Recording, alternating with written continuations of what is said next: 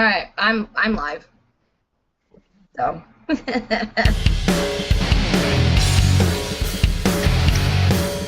Brought to you by Podcast City Network.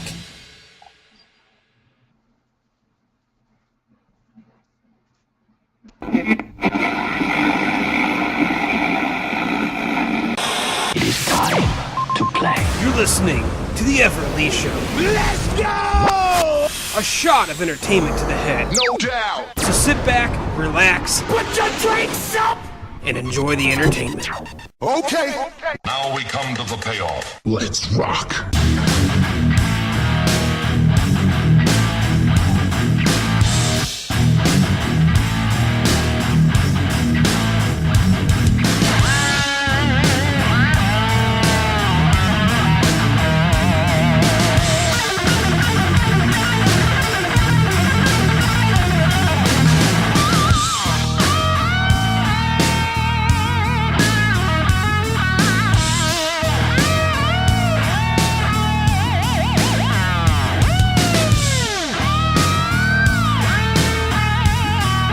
Welcome everyone to the Everett Lee Show. I'm Everett Lee. Quick shout out to all my followers on Twitter. Follow me at the Lee. Facebook.com/the Everett Lee. Hit that thumbs up. And of course, Podcast City Network. PodcastCity.net. Check out Everett Lee Show and much more programming on the network. You can follow Podcast City Network on Facebook. Facebook.com, Podcast City Network. Hit that thumbs up. And of course, on Twitter at Podcast City Net. Let's cut the damn music. Here we are. Again, the second broadcast on the Podcast City Network Twitch channel. Tonight, we got this weekend a couple good pay-per-views coming up. Saturday night, we have NXT Takeover Brooklyn 4. And we have Sunday, WWE SummerSlam 2018. And we're going to be discussing that. I'm not alone tonight. I have guests with me, joining me on this podcast, on this prediction show. But first, I want to give a shout out to the sponsors of Podcast City Network. I want to give a shout out to Sports Sanity Customs. Head over to Sports Sanity Customs and get your Podcast City Network t-shirt. Make sure you head over there and let them know that Podcast City Network sent you. City Limits Tap Room in DeLand, Florida. Home of Draft Day. Head over to City Limits Tap Room in DeLand, Florida. For Draft Day. Check out multi-viewing TV, sporting, inside, outside, live stage, out back for events, and much more at City Limits Tap Room in DeLand, Florida. Atlantic Sounds over on Everett International Boulevard in Daytona Beach. Be sure to stop by there, pick up that vinyl, that CD, that cassette that you've lost, or you want to add to that collection. Hit them up on Facebook, Atlantic Sound Records, and order your vinyl, CD, and cassette today. Telltale Travel. Hit up podcastcitynetwork.net and head over to the sponsor section. Hit up Brittany Imler. She can book that destination to get away from it all over on Telltale Travel. And it's all brought to you by Podcast City Network over on podcastcity.net. Well, 96 episodes in the can. We're getting close to that 100. And I'll tell you what, man, it don't get any better than that. Let's jump into this in-ring report tonight, ladies and gentlemen, on this prediction show. 1, 2,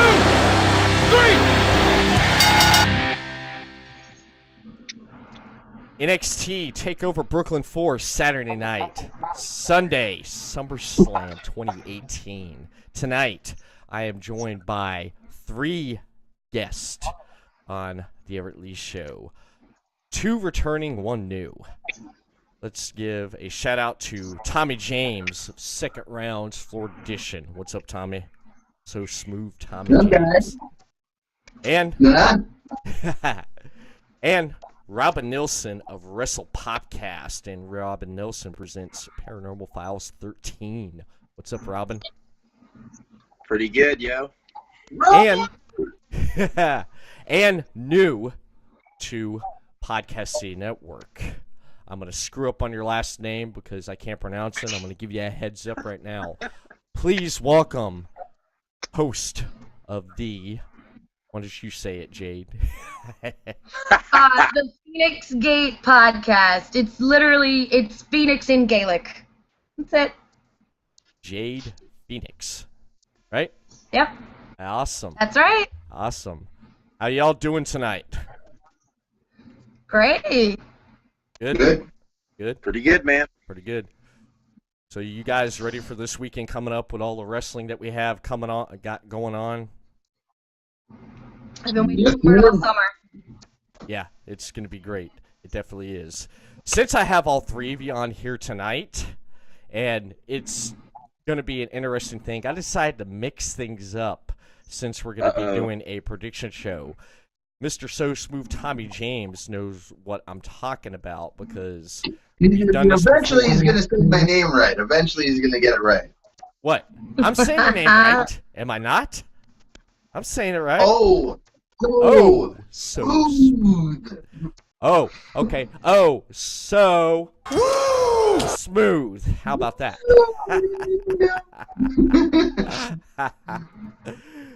I decided to mix it up tonight. So, ladies and gentlemen, viewing the live stream on Podcasting Network, I want to give you guys a shout out. Well, we're going to have a little bit of fun tonight. We're going to have a game. It's called ELS Power Play. So let's get right to it.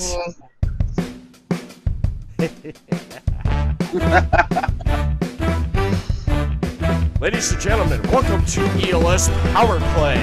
Tonight's contestants, all the way from New York City, Brooklyn, parts of New York, we have Mr. So Smooth, Tommy James.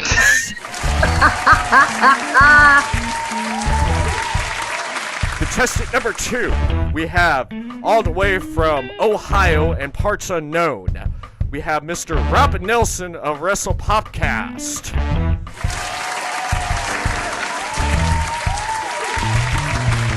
And all the way from parts next to where Tommy is in New York City, we have Jade Feinics.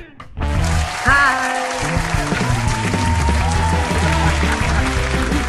Contestants, are you ready to play ELS Power Play? Do it.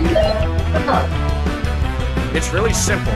Each prediction and each thing that you say on the prediction for the match card will give you points. Once you hear this chime right here, you get a point. We will start off with the first match card. Is everyone ready to play ELS Power Play?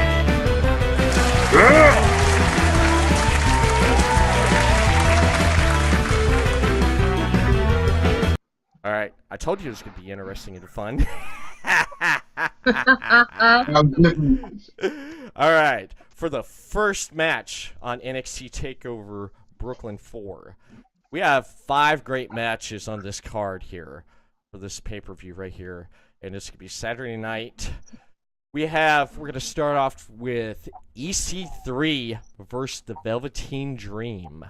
I'm going to hand it over. We're going to go ladies first. Jade, give me your thoughts and predictions on this match here with EC3 my and prediction? Velveteen Dream. Yes. My prediction for this one, honestly, I think EC3 is going to take it. You do. I do. Because, honestly, Velveteen Dream, he's good and all, but EC3 is just the better wrestler at this point. And they're going to push his storyline probably more than Velveteen Dream.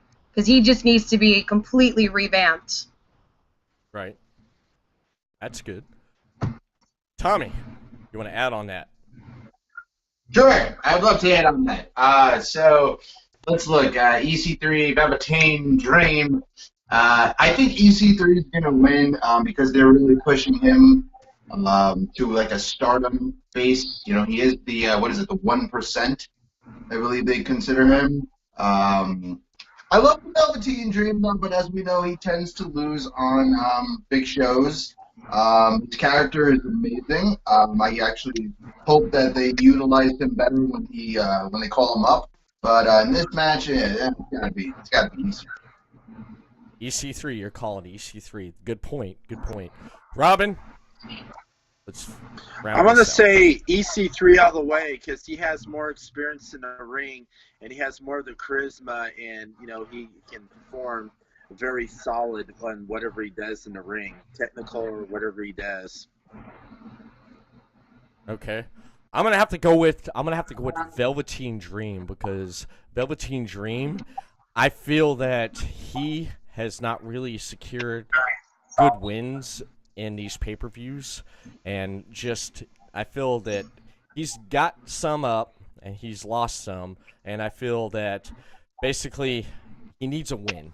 He needs a win, and I am pulling for Velveteen Dream. I like EC3. EC3 is a really good talent in the ring and what he does, though, but I'm a Velveteen Dream guy, so Dream all the way, baby. All the way. You just want to rub that baby oil on him. That's all it is. I'm gonna add to that. I'm gonna add to what you said. I mean, Dream will probably end up taking it, maybe, because EC doesn't really need the win, but I still say that EC's gonna get it. Mm-hmm. Good point. You want to add anything else on that, Tommy? I don't think Velveteen Dream has a shot, to be honest with you. I don't think he needs the win because he never gets the win. So EC3, they're building him up. You don't really see too much of him recently. I mean, you get him like here and there, but in a match like this, it only makes sense for EC3 to pull it out. So EC3. EC3. All right. So pretty much everyone's EC3. All right. Well, let's take a look at the board, ladies and gentlemen. Let's take a look at the board. And I won't play this all night here. All right. Tommy. We'll start with actually ladies first. Jade. That is annoying. I won't play it. Jade, let's give you 5 points to start off with right there. Jade. All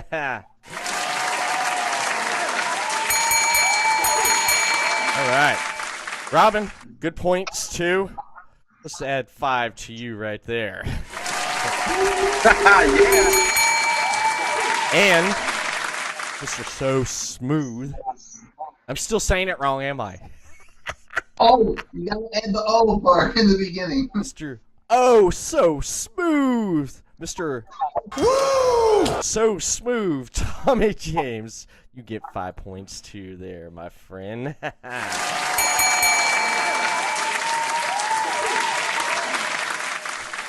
So, we're pretty much tied up here. All three of us. Or all three of you guys. Let's move on to the next match on the card here. We got the NXT Women's Title match. We have champion Shayna Baszler versus Kairi Sane.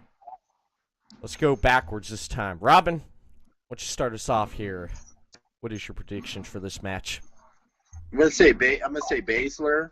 She's gonna go in there and tear her up and manhandle her like a man because she's a man anyway with estrogen. So it's gonna be a great, intense match. She's just gonna tear her up and make her her bitch. That's all I have to say. Ooh, good one. Tommy James. Roger. I have to agree with Robin. Last time I went against Baszler, and they dicked me on that, so I think it only makes sense that I go with Baszler this time, because, yeah, she's a man. She's a man, and men out of a woman, in that sense, especially Kairi Sane. I love her. She's very talented, but, yeah, Baszler's a dude, so I'm going to go with dude. Yeah. Yeah, dudes! Go with dude! Oh, man. Okay, this is getting interesting. Jade, what's your take on these two honestly, women here? I agree. Baszler is going to retain. She keeps using that bully angel move of hers, and Kairi Sane is just not up to par. She's not gonna do it. It's not gonna happen. All right. I have to say that I agree that for the fact that I believe Shayna is going to keep this title. Shayna's going to keep it because I feel that when they had a chance to do something with Kairi Sane, that they did not capitalize on that. She won the Mae Young Classic. They could have done so much with her, and they really have not done and captured that moment and pushing her, keep having her chase the title, and not have all these other women come after Shayna. So therefore, with Kairi Sane, I believe that she will not get the title, and I believe that if she does get the title, two factors here. If she does get the title, I believe that Shayna Baszler, we may see her get moved up to the main roster. But if not, I feel that Shayna could hold on to that title longer. And I feel someone, for example, competition-wise from the Mae Young Classic could come in and they could build a good story there. There's so many good competitors in the Mae Young Classic. And there's two scenarios I believe will happen. But personally, I think Shayna is going to keep the title. So, anybody want to add to that? Baszler's a man. Baszler's a man. Baszler's more. In all honesty, they need a strong woman right now to retain that title because they need to polish up. They need to polish up Baszler in a way that they never got to polish up with anybody else. She's still too MMA format, not wrestling format, and she really needs to work on that if they ever decide to call her up. Mm-hmm. Good point. She shouldn't be the champ, though. That's the only thing. She honestly doesn't deserve the belt, in my opinion. But then again, who really down there deserves it? I mean, what's her name? Belair. I know that they're trying to push her a little more, so that'd be nice. Candice is another one that would be impressive to hold. But right now, I think what they did is they put themselves in a nutshell. They gave Baszler a belt, and now they're just like, we have nobody to beat her that makes it look that it makes sense that they win. You know, and Nikki Cross should have been the one to beat her, as I said. But, you know, WWE, they don't care what anybody else thinks, and Baszler still holds this belt. I don't like her. I don't think she's that impressive. She shouldn't be a champion, and she's a dude. I mean, Robin said it best. She's a man. She is, man. She's more butch than me, man. Oh, my goodness. Honestly, I wouldn't be surprised if she's hiding a little surprise underneath those hands. Oh, my God. You guys are too much. That's why she's the power. You have the spades a little down. If you flip it over, as we know, a spade is like a diamond. Flip it over, we know what that is. But what sticks out of a spade?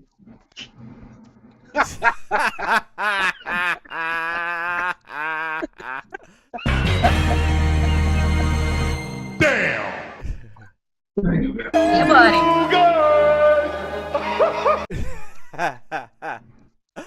Oh, okay. Wolfman's got nards. Okay. I definitely agree. Okay. Good points. Let's head over to the scoreboard, ladies and gentlemen. All right. Tommy, since you brought up the fact, and Robin, I don't even know what to do with the points now. I'm going to give Tommy... I don't care about the points. I just like talking about wrestling. Who cares? I'm going to give him... I'm going to move him up to, with that comment with the man, 10 points right there.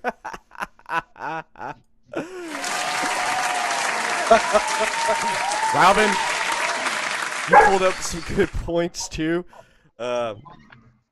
You guys are on the Ace Ventura trend right now, so I'll give you 10 points as well on that one.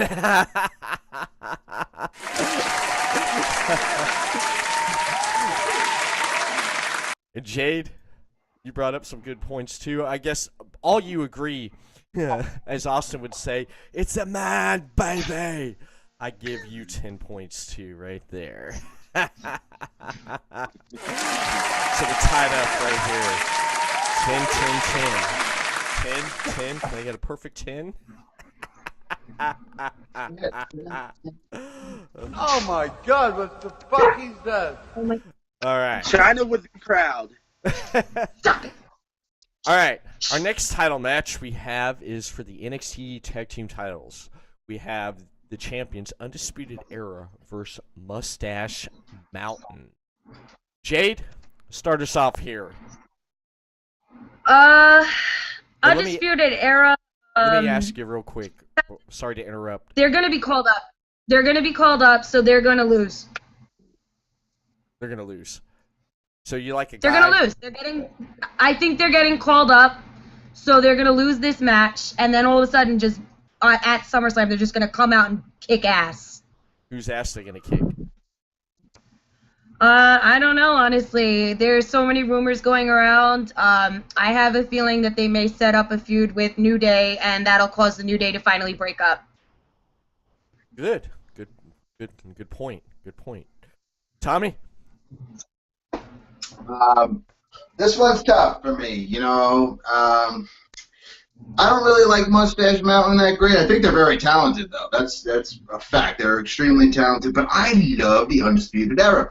And even though it's Roderick Strong and Kyle O'Reilly, I still believe, you know, with Bobby Fish when you got Red Dragon, you got amazing wrestling. Roderick Strong, don't get me wrong, that's Mr. ROH right there. He's a beast. I want the Undisputed Era to keep those belts. I think they deserve to keep those belts. If they are going up, yeah, they'll probably lose it. But in the case of I had to put my money down, I think they keep it. I think Brooklyn needs to, well, not even needs to, wants to see them keep it because they don't care about the Brits. We don't care about the Brits. We don't like them. Huh. Good point. Good point. Robin? Oh, Mustache Mountain, the Flavor Savers. Oh my God. Oh my God. Yeah, the Flavor Savers are not going to win it. They're undisputed. It's going to keep their belts. I'm telling you, they're going to keep it. That's all I have to say. Flavor Savers doesn't have a chance. All right, so Undisputed Era. All right. Me personally, I'd love to see Mustache Mountain get it back, and I think it is time for the Undisputed Era to come up. If Kyle O'Reilly and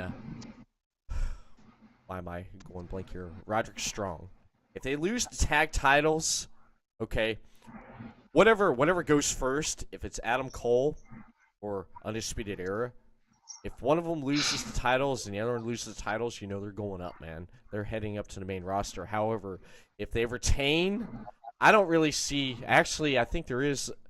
Personally, I believe there is some other competition right there in NXT to take the titles. For example, you have Heavy Machinery. You have the War Raiders. Okay, you have those two. I would love to see the War Raiders get the belts. Oh, yes. Yeah. Yeah. If Undisputed Era holds on to the titles, I could see two of those tag teams right there. And of course you got TM61 or TMZ920, whatever the hell they're called now, the Mighty. Okay? Those guys, don't count them out too, because they've come back from injuries. And these guys could probably get into the title mix, but I see more of... You guys are shaking your head. I'm getting to a good point here. I could see more of the War Raiders. I believe the Mighty is War injury Raiders. prone. War Raiders. Jade, do you feel the same way? I definitely think that the tag team is going to change hands tonight. Saturday Or not night? tonight, but I think the tag team title and actually the North American Championship, they're changing hands. Boo! Okay. Undisputed Era moving up. All right. Good points, man. Very good points here. All right. If you guys see me twitching a lot, it's literally because I'm simultaneously answering on the Facebook page at the same time talking to you. Well, let everyone know that we all want to give a shout out to everyone viewing you on Facebook Live there. Everett, Lee, Tommy, and Robin. Love to say what's up to everyone viewing Jade's live stream. How you guys doing? Hope you're enjoying the show so far. There's a lot more to come They're tonight. loving it. These are the guys that are watching right now are two very large wrestling fans. One of my friends is arguing that New Day is never going to break up, and I should believe that, but we'll see what happens. No, New Day's going to break up because Xavier Woods deserves to be on his own. He deserves his own gold. I'm telling you, man, Xavier Woods is going to be a champion without New Day. He doesn't need to be with them. I agree. Well, I agree. Well, we can talk more about New Day when we head over to the SummerSlam prediction thing, because there's something I want to add to this. There's something I want to add to Juggy, this. right now we're doing NXT. Yes, I want to add to this. So let's head over to the points board. You all give some really good points, man. You guys are hitting it tonight. I love the fire you're bringing to this podcast tonight. That's why I got the best on here to do this prediction show with me. Let's give them a round of applause, ladies and gentlemen.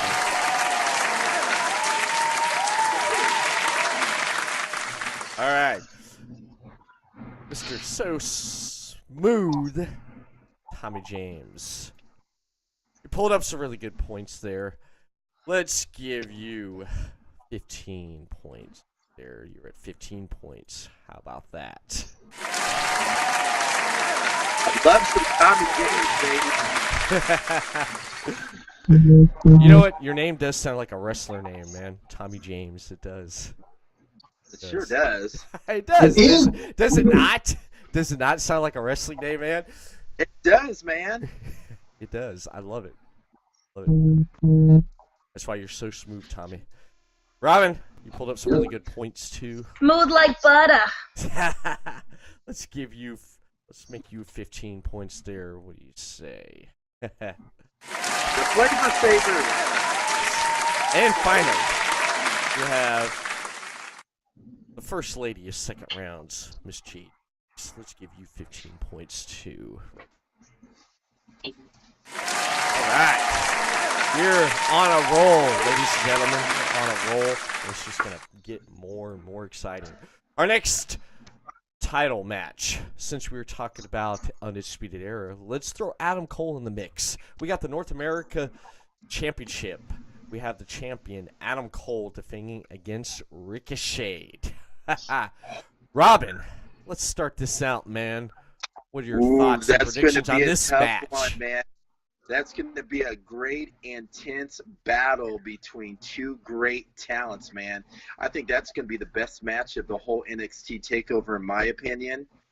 On this one, I like Adam Cole. Don't get me wrong, but I'm going with Ricochet on this one, man. Ricochet's got the heart and soul to be a champ, man. I'm going to go for Ricochet, man. All right. Mr. So Smooth, or Mr. Smooth, Tommy James. It's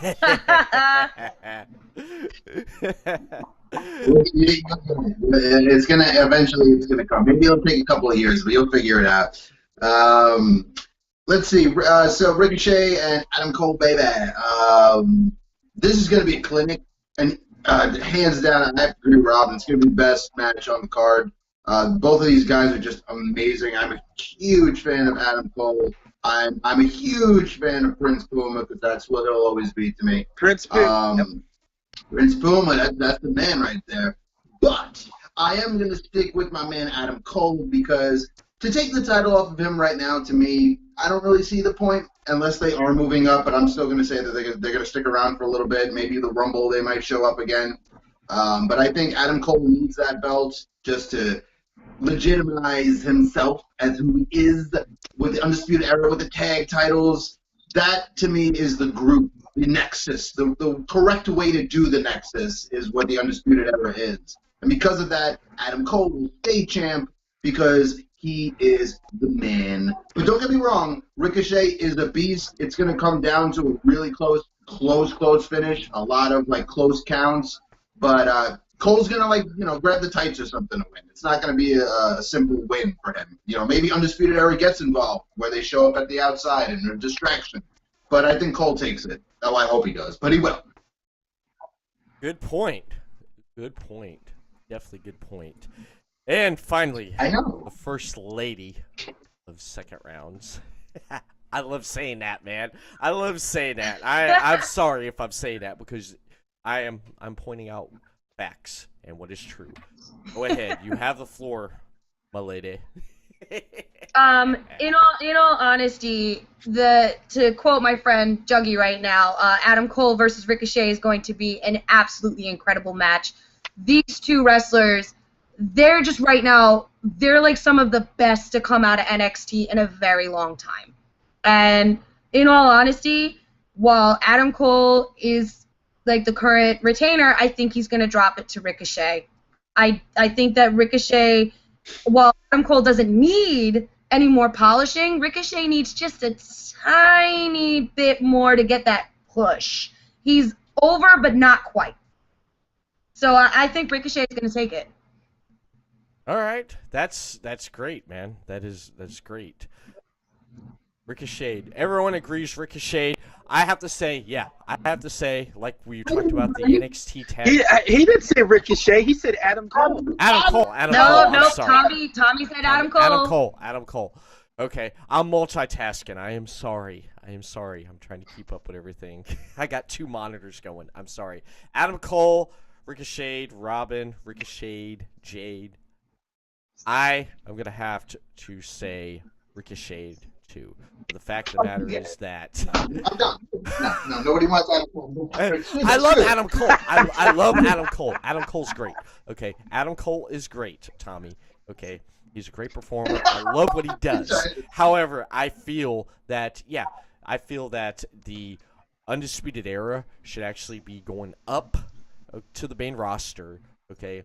And have a feud, for example, like with New Day. Maybe if they go to SmackDown, New Day, there you go, right there. You got the New Day, you got Sanity, you got the Bar. You know, so many good tag teams. Or they could go to Raw and they actually mix it up and stuff and everything. Because imagine this, okay? Imagine Adam Cole versus Seth Rollins. Imagine Adam Cole versus Finn Balor.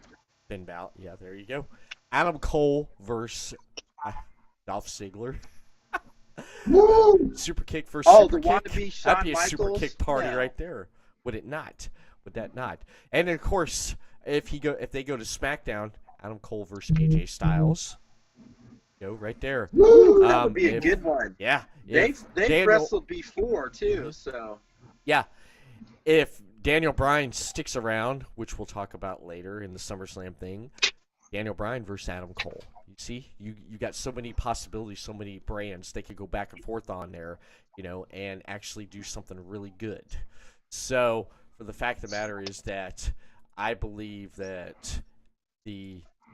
Adam Cole is dropping that title and Ricochet is getting it. That's my predictions. That's my story, and I'm sticking to it. Now, let's head over. Well, actually, let me ask real quick. Anyone else want to add anything to that? I do. Good, Tommy? Robin? I do. So, I just want to shout out to Jade for saying that Ricochet needs a little more polishing. God damn it. No, he doesn't. He's phenomenal. He's amazing. He doesn't need no polishing. Maybe on the mic. Maybe. Just a little bit. Yeah, that's what I meant. He's not very good on the mic. When it comes to wrestling, hands down, doesn't need any help. Huh. But you need mic skills if you're going to get called up. Anybody that's called up that doesn't have the proper mic skills is being pushed away and not being used properly. Mm-hmm. So Roman Reigns, great mic skills. Fuck Roman Reigns. Damn! I hate him. Hate him so much. Oh, man. Here's Johnny. He's horrible. No, I hate that man. Let's save the Roman hate for later. Let's save it for later. No. Don't just hold on to it. Take it, Jade, and set it right here for right now, and then we'll. I'm gonna put it up. I'm gonna put it right here. Yeah, right here. Put it right there. Put it right there. There's a pin. Put it right there because later we can definitely. What? We can definitely. All aboard the Midtown Express to hell. We can talk about like that later on. Oh wow! All right. Sorry. That's My fine. apologies for cursing. No, My that's- apologies. But, Oh, you mean fuck? Did I say that? hate that. I hate that man. Ah. So are That is incorrect. Is that a speaking spell? Just kidding. Yeah, I ripped my Amazing. speaking. I murdered my speaking spell because it kept going off. It kept looking at me, giving me these looks at night, and it was looking over at my daughter. speaking spells? Yeah, Speaking spells sound like Satan's talking. because the last time I was looking at my speaking spell, I asked it. English, motherfucker, do you speak it? That's what I did. Or E.T. could have been playing with it. Home. Well, Home. let's head over to the scoreboard, shall we? Everyone's at 15. All right, Jade, since your insightful hatred and fuel for fire has basically made me put you up to 22 points right there. Woohoo!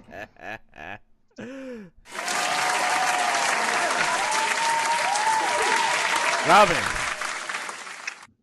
you pulled up some really good points. How you feel about Ricochet? I'm going to give you 20 points. So you're at 20 right there. And Mr. Woo! So smooth, Tommy James. I'm going to give you 20 points. Put you at 20 points as well, right there. All right. Jade has released some fire right there. Fire. So that's why she's up a little bit right there. So, guys, let's see what you can do with this last one right here. I'm pulling for you, man. I'm pulling for you. Come on. No.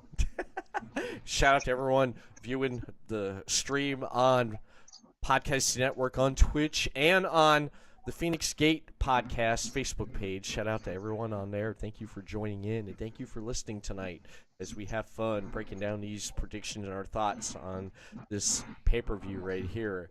Our last and final match. All right. It was only seemed fit that eventually this would happen like this. Talking about the NXT title match. Talking about last man standing with Tommaso Ciampa as the NXT champion. Puts the title on the line against Johnny Gargano. Jade, you went first last time, right? I think so. Yeah. So we're at Robin this time. Robin, take it away. It's going to be a boring match. You're playing this out too much and all that. It's very, very boring, and I could care less. So I hope they give it to Gargano, the belt. Oh. All right.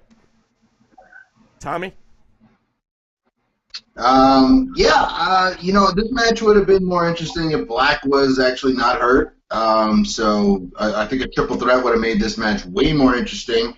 We have seen this already happen. I think Ciampa is going to keep it. I don't see the point of giving it to Gargano, I guess. I mean, they may, I don't fucking know. It's too weird. It's all over the place. I know the New York crowd's going to love it, though, because, we're going to see some crazy spots. But to take it off of Ciampa, I think may be a little kind of waste of just giving it to him, because when he won it was a crazy shock. I know with Aleister Black being banged up, so if Gargano takes it, I'd be pretty happy. If Ciampa wins, I'll still be happy. I love them both. He's the best heel in the game right now. There's nobody better. Besides, maybe The Miz is like second right behind him. Otherwise, he's the best heel in the game. And Roman Reigns. Right. Yeah.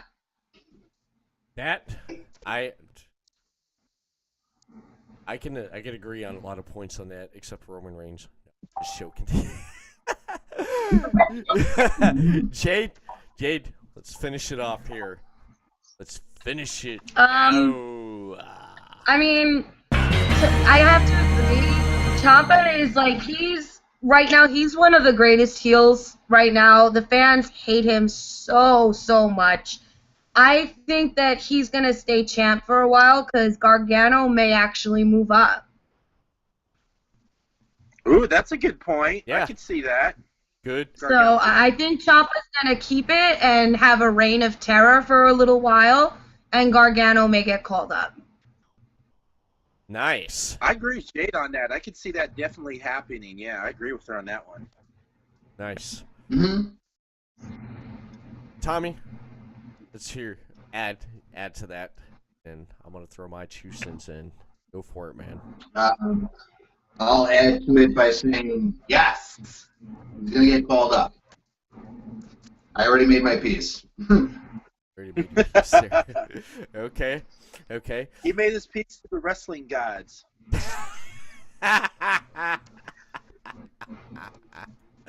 Oh man. That's good. That is good. Now, Jade pulls up a good point. Yeah, I think about it. Okay, I have to throw this in here real quick. Daniel Bryan. All right, and we'll talk more about it on the SummerSlam thing. If you're familiar with what's going on, you've been following what's going on the internet with his contract and stuff.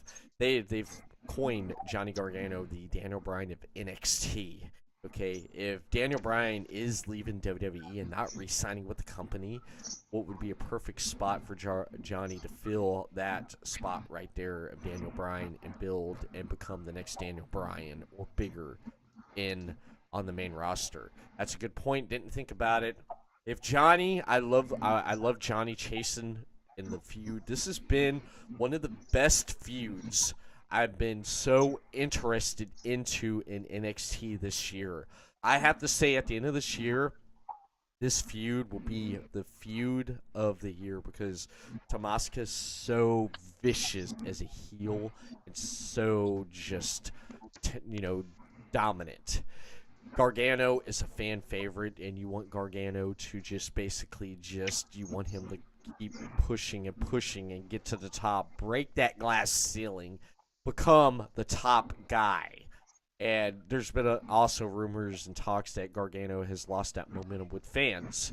Personally, I don't think that. I believe that Mr. Johnny Wrestling, there is a lot more for him to come. I like to see him get the belt. I like to see them finish this off by Survivor Series, this feud, and be done with it. And let's say you may see one of these guys show up in January as a surprise entry in the Royal Rumble in 2019. You don't know, but my money is going on Mr. Johnny Wrestling on winning the title. Anybody want to add on that? No. But my friend Jeff is chiming in on the Facebook Live. Mm-hmm. He says that the top 4 heels in 2018 right now. Number 1 is obviously Tommaso Ciampa. Yes. 2 is Sami Callihan. 3 is Tama Tonga, and 4 is Jay White. I can agree. I let him know. Yeah.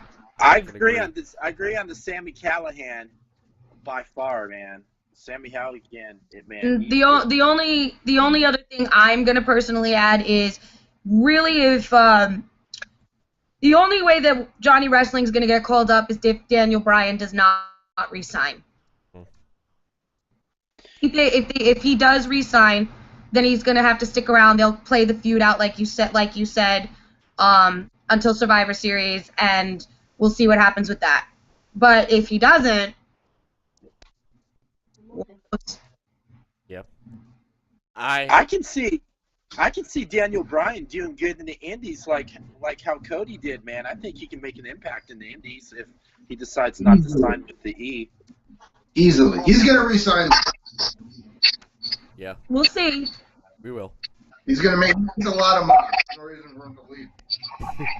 That's true. That's true. So, right now, let's hit the scoreboard right here. All you got, everyone, I want to say real quick, let me switch back over here. Everyone, you've hit really good marks, have really good opinions about this pay-per-view.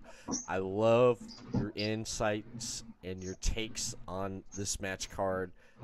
for the pay-per-view, and I love it. I want to give you a round of applause for that, ladies and gentlemen.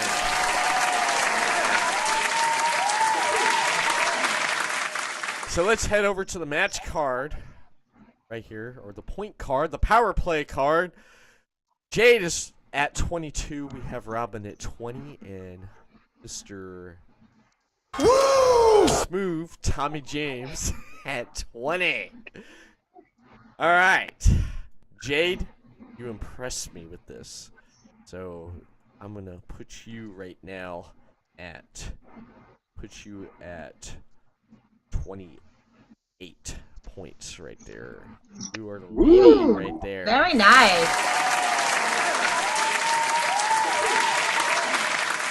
Mr. Wrestle Popcast, Robin Nelson. You pulled up some really good points, and I appreciate everything that you do. I'm going to put you at 25 points right there. Cool. 25. And Mr. So Smooth Tommy James. Did I say it right that time? No! All right. No! Smooth Tommy James. You know what? I may have Tommy. Hey, we love some Tommy James, man. Yeah. I love this guy. I may have a 33 and third chance. to actually get it right tonight.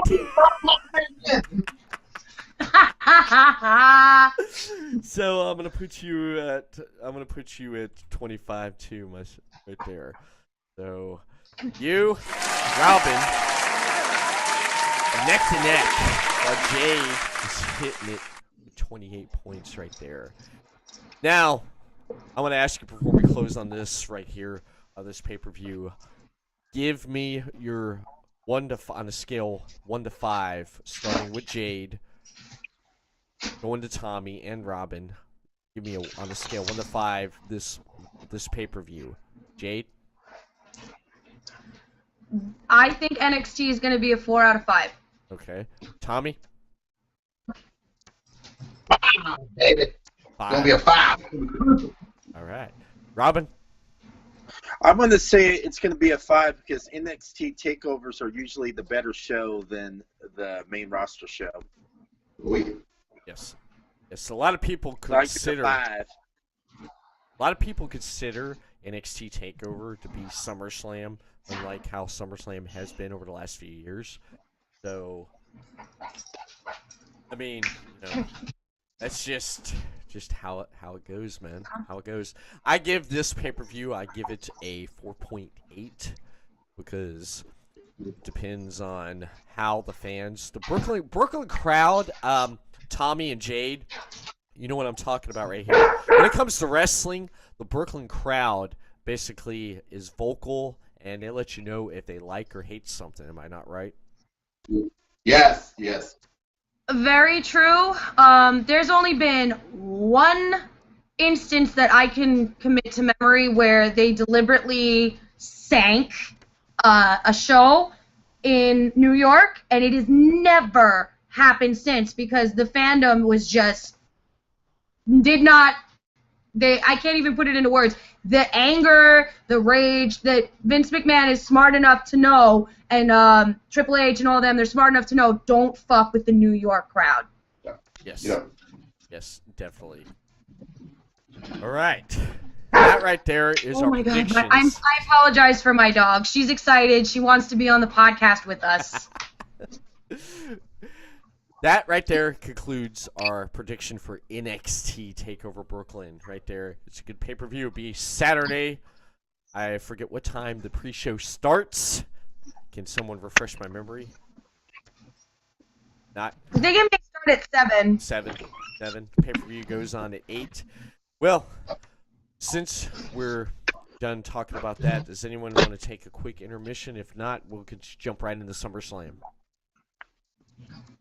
Everyone good? Everyone good?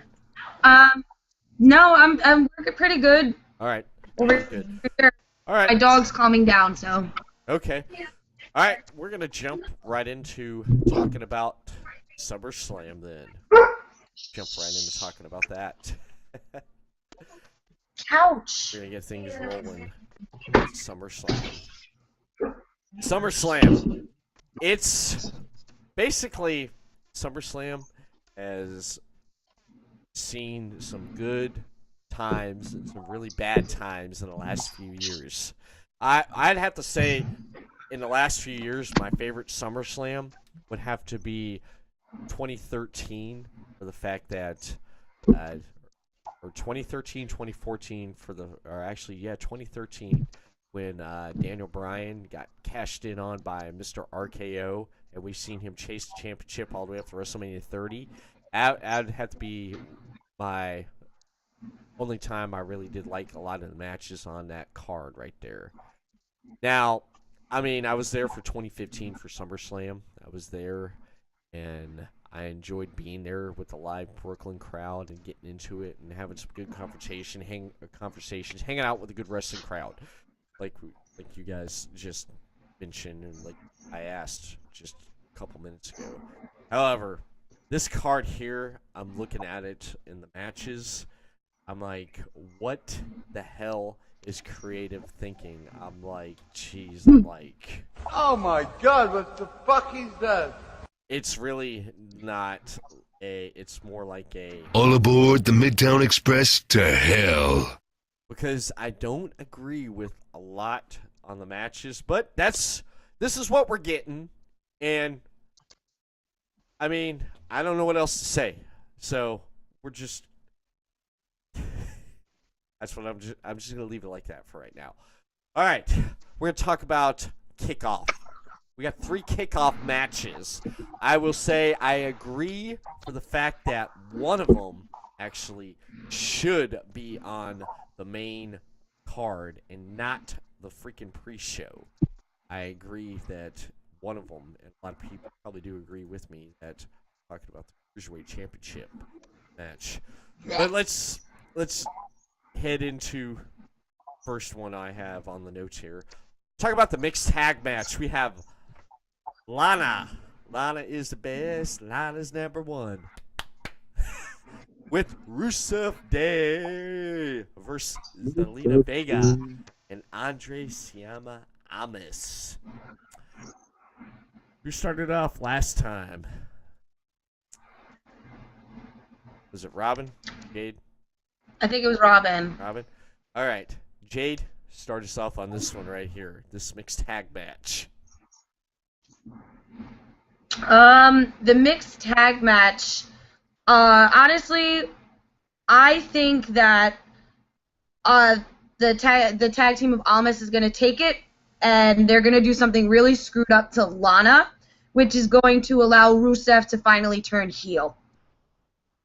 Good point. Good point. Tommy. I'm going with my man CN because CN is the best, and I think Aiden English is going to try to get involved, like the way they're doing it. Something's going to happen, and then he's going to get a nice mascot kick right to his face. He'll put him in the accolade, or the accolade, whatever he wants to call it. The Brooklyn crowd will love it because they love them some Rusev Day, and who doesn't love a nice Lana butt and her amazing legs? So, CN is obviously one of the best out there. He's going to be pushed really hard. I'm a huge fan, and I can't wait to see what they do with him. And, yeah, it's an easy win for him. And we know Zelina Vega can actually perform. She can actually wrestle, so Lana cannot. In that case, yeah, it's CN. CN. Robin? I'm going to say CN, and I do agree. Lana can't wrestle. I mean, she has a nice body and a nice booty. That's all she's good for. So I'm agreeing with Jade as well. I have a feeling Rusev's going to turn heel that night. So that's all I have to say. My boy is chiming in on the live. He is stating that if Aiden English does get involved, he is going to turn heel on Rusev Day. and wanted to make that very clear. That was really good. Hey, that Jade's friend who said that, he should get 25 points. 25 points.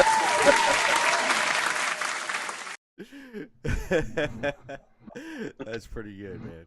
That's pretty good. I like that. Well, I'm gonna have to go with Sienna getting the win because Aiden English is gonna come out there and he's going to try to do something to save and help out again, and he's going to fail. Rusev Day. It was reported back a while back ago that Creative is just trying to crush Rusev Day and get Rusev back to the Rusev crush. The Rusev that we grew to like and hate when he first showed up on the main roster in WWE. And I'd like to see it. I haven't seen it in a while. It's always good, I believe, to actually see someone revert back to something that we liked and haven't done in a long time. But I feel that the crowd is going to go against it, and they're going to keep chanting Rusev Day because the guy's over. The guy is over. And I feel also for the fact that they screwed up and they did not put the tag team titles on him and Aiden English. They screwed up there. They did. So, but Sienna is going to win. And we're going to see that. We definitely are. I definitely agree with that right there. So, anybody wants to add anything else to that? I'll add. Juggy said thank you for the points, by the way. But he also, I'm adding for him, and he does make an excellent point. The reason why this is a mixed tag team match is because, honestly, they need to build up an episode for Total Divas. So by doing this, they're going to be able to get the next season to have a little bit of spice because, I'm sorry, Total Divas is just garbage. And they need to start pumping up the all-female pay-per-view that's coming up, which I have, you barely hear about.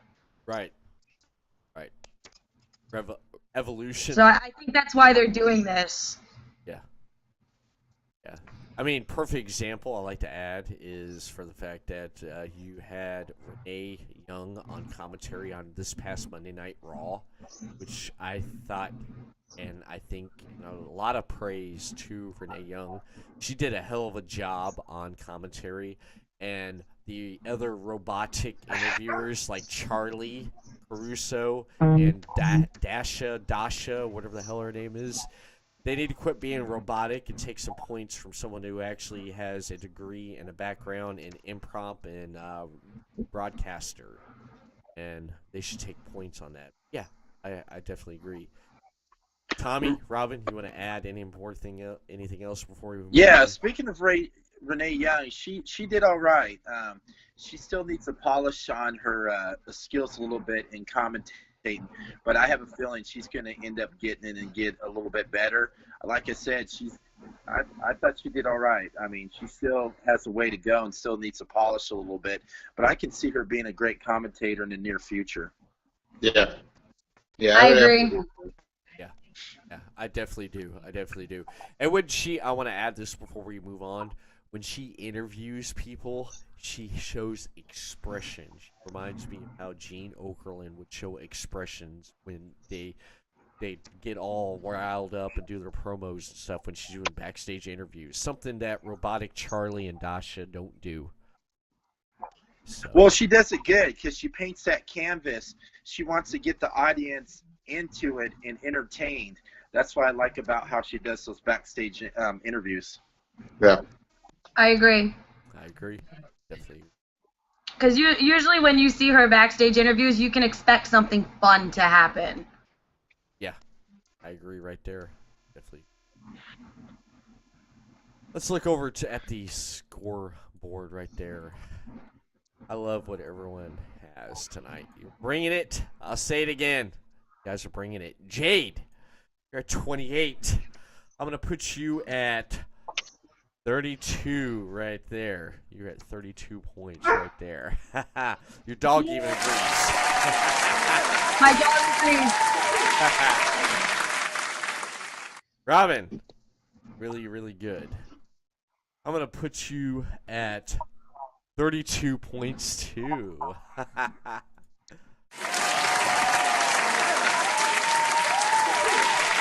And Mr. So Smooth Tommy James. Thank you, Ric Flair, Nature Boy, for that. I'm going to put you at 32 too right there. So we're all neck to neck again. Hey, you forgot one. What about Jade's friend? You got to tell him he's got his 25 points. Yeah, 25. He's very happy 25. about that. He's also saying that Vince wants to bury Rusev Day, but it failed. It's going to. It's going to. It's going to freaking fail because they tried to do the same thing with Daniel Bryan. I hate to say this. I bring this up, though. But, yeah, they tried to do it. They put Daniel with Wyatt family. What happened? It didn't work. Fans revolted against it, and they had to go with it. So there you go. There you go. There you go. So, next on the next match on this card here, I was bitching and moaning about the cruiserweights. We have the cruiserweight championship match. We have Cedric Alexander defending against Drew Gulak. Robin, start us off on this one here. Ooh, that could go either way on that match. It could, I think. I'm going to go, you know something, you may disagree. I'm going to go Drew Gulak. Okay. Okay. Tommy? Honestly, like, I would normally go with Cedric Alexander because I love Cedric Alexander. I think he's extremely talented. But he said a lot of bad things on Twitter, and it got out. And as we know, in the world nowadays, because everyone's pussy, when you say bad things on Twitter, bad things happen to you. So Drew Gulak is going to win this 100%. It's pathetic. It's sad because Cedric Alexander is very talented. I've seen him live at ROH, and it was pure beauty against the Moose of everyone. He put on an amazing show. But, yeah, he James Gunned it, man, and James Gunn got fired. So Cedric Alexander loses his belt now. But who cares anymore? Like, they don't even care about the cruiserweights. It's so sad. Put them on the main card, man. I definitely agree. Jade? I'm going to have to disagree. Honestly, I think that Alexander's going to win. Oh, nice. I think he's going to win mainly because everybody's right. The cruiserweights they should have been marketed better, and they weren't. They need to have a bigger draw, and they don't. And really, the biggest draw they have right now is Alexander. And yeah, he did say some really messed up stuff on social media, and they don't like that, and they frown against that. But I still think he's going to take it. All right. I definitely agree. I'm gonna have to go with Drew Gulak because of what he's done on 205 Live. I mean, right there was a point where that we could not stand the guy. Okay, we could not stand the guy. He did basically what he was supposed to do, and that was basically make it hard on people and just be an ass. Okay, the guy's done good. And I believe that for the fact that he may just end up just getting that title and running with it because 205 Live has improved with the wrestling since Triple H taken over.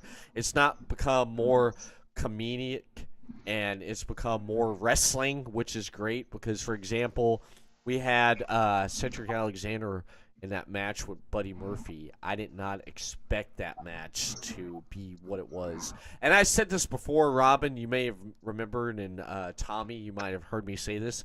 I didn't watch 205 Live for almost a year until I saw this advertised during SmackDown one night, and I started watching 205 Live again here and there.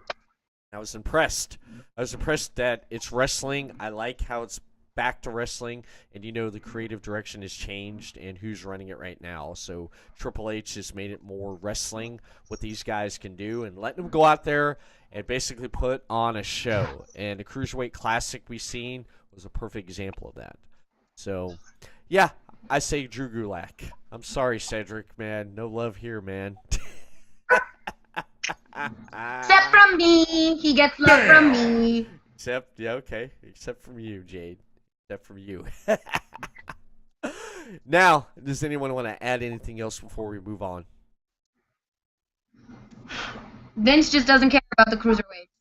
Yeah, I agree with that right there. I'm going to add to that. He don't get them. Okay. Tommy, Robin.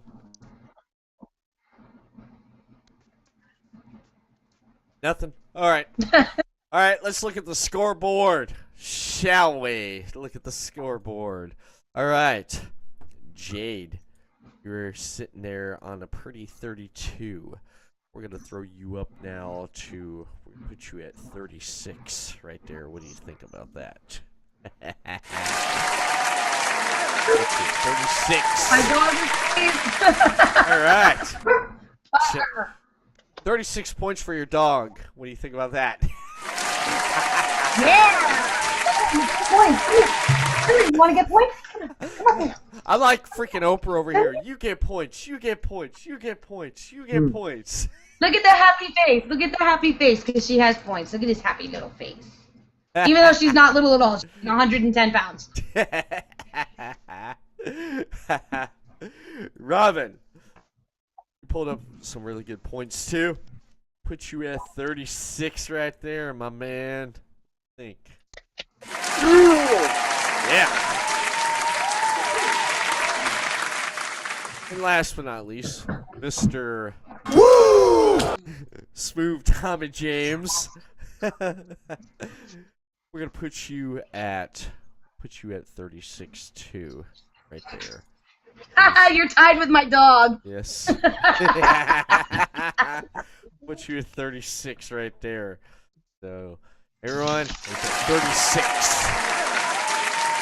I'd say the points are going to change right here pretty soon, man. The points are going to change. It's going to get interesting.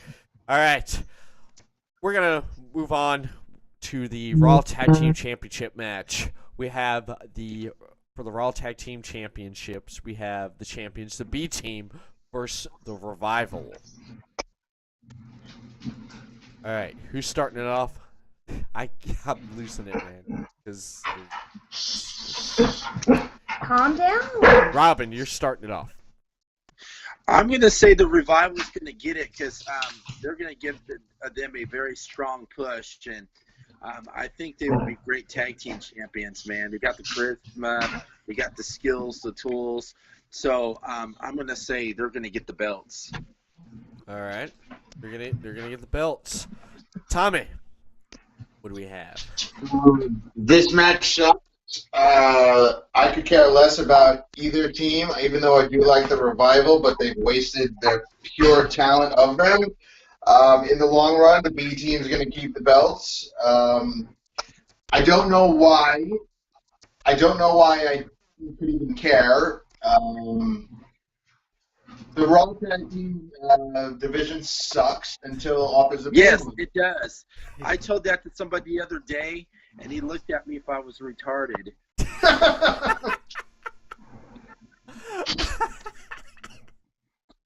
They did.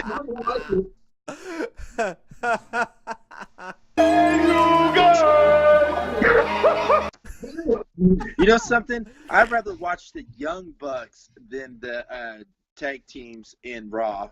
Yeah. Oh man. I watched them any day though. I mean that team in general is actually talented, but the Raw division itself is just garbage. I mean, you have guys like Authors of Pain that you can utilize to your advantage. I don't know if they're going to fight their little hand and eggers, as they call them. Yeah. The jobbers. You know, you got the B team, which is technically just a joke in the long run. They're holding the belts for somebody to come along. The Revival, who is actually talented, they're actually really talented.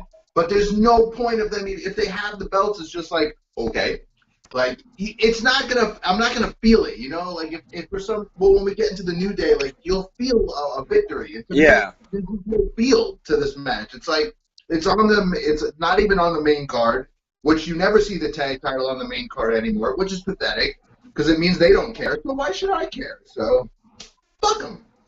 Yeah, I agree with Tom. I agree with Tommy James. Fuck them, and you know, it's that match is going to be boring anyway. But you know, yeah. No, I have to agree. All right. I think during that match, I think I'm going to go outside and take a walk around the block, or go take a shit on the toilet when that match is going. Yeah.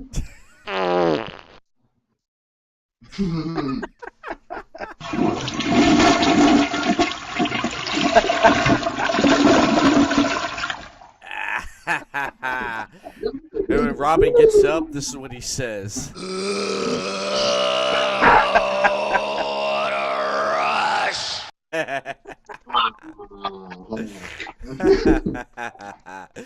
Jade, you want to add to that? I love to hear this, man. I love to hear this after what Robin just said.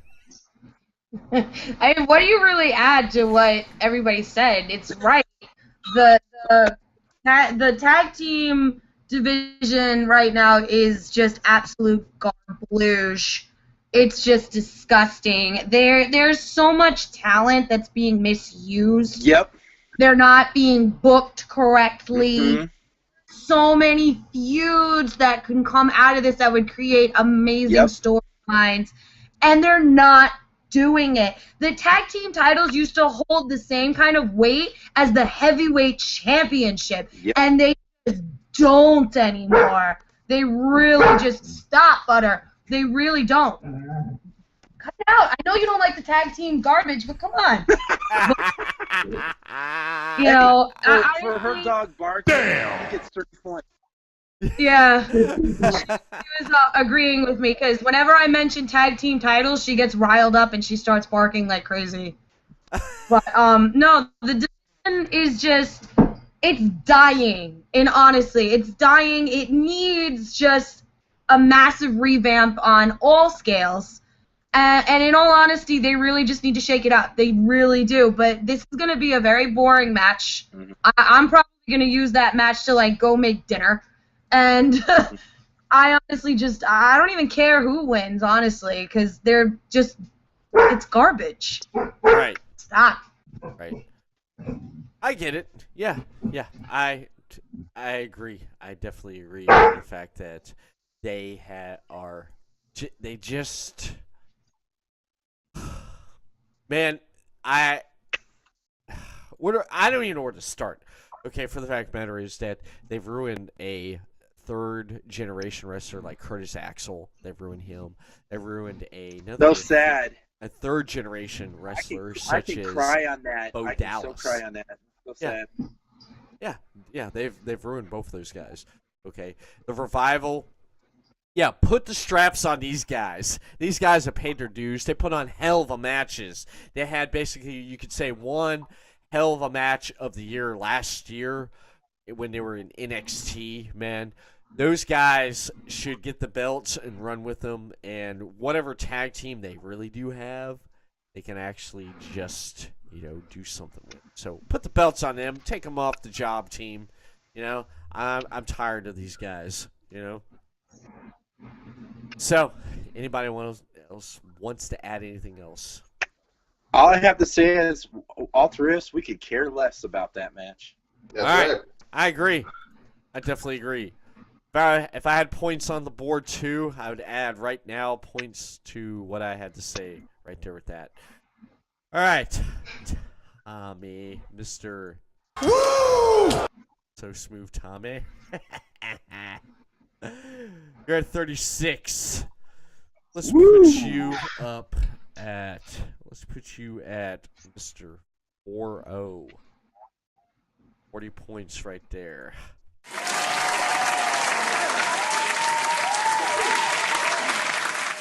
Mr. Robin Nielsen. Let's put you at 42 right there. And finally, First Lady is second rounds. Jade, let's put you in 42. There. Hey, don't forget Jade's dog. That dog gets points. Yes, you get 40 points too.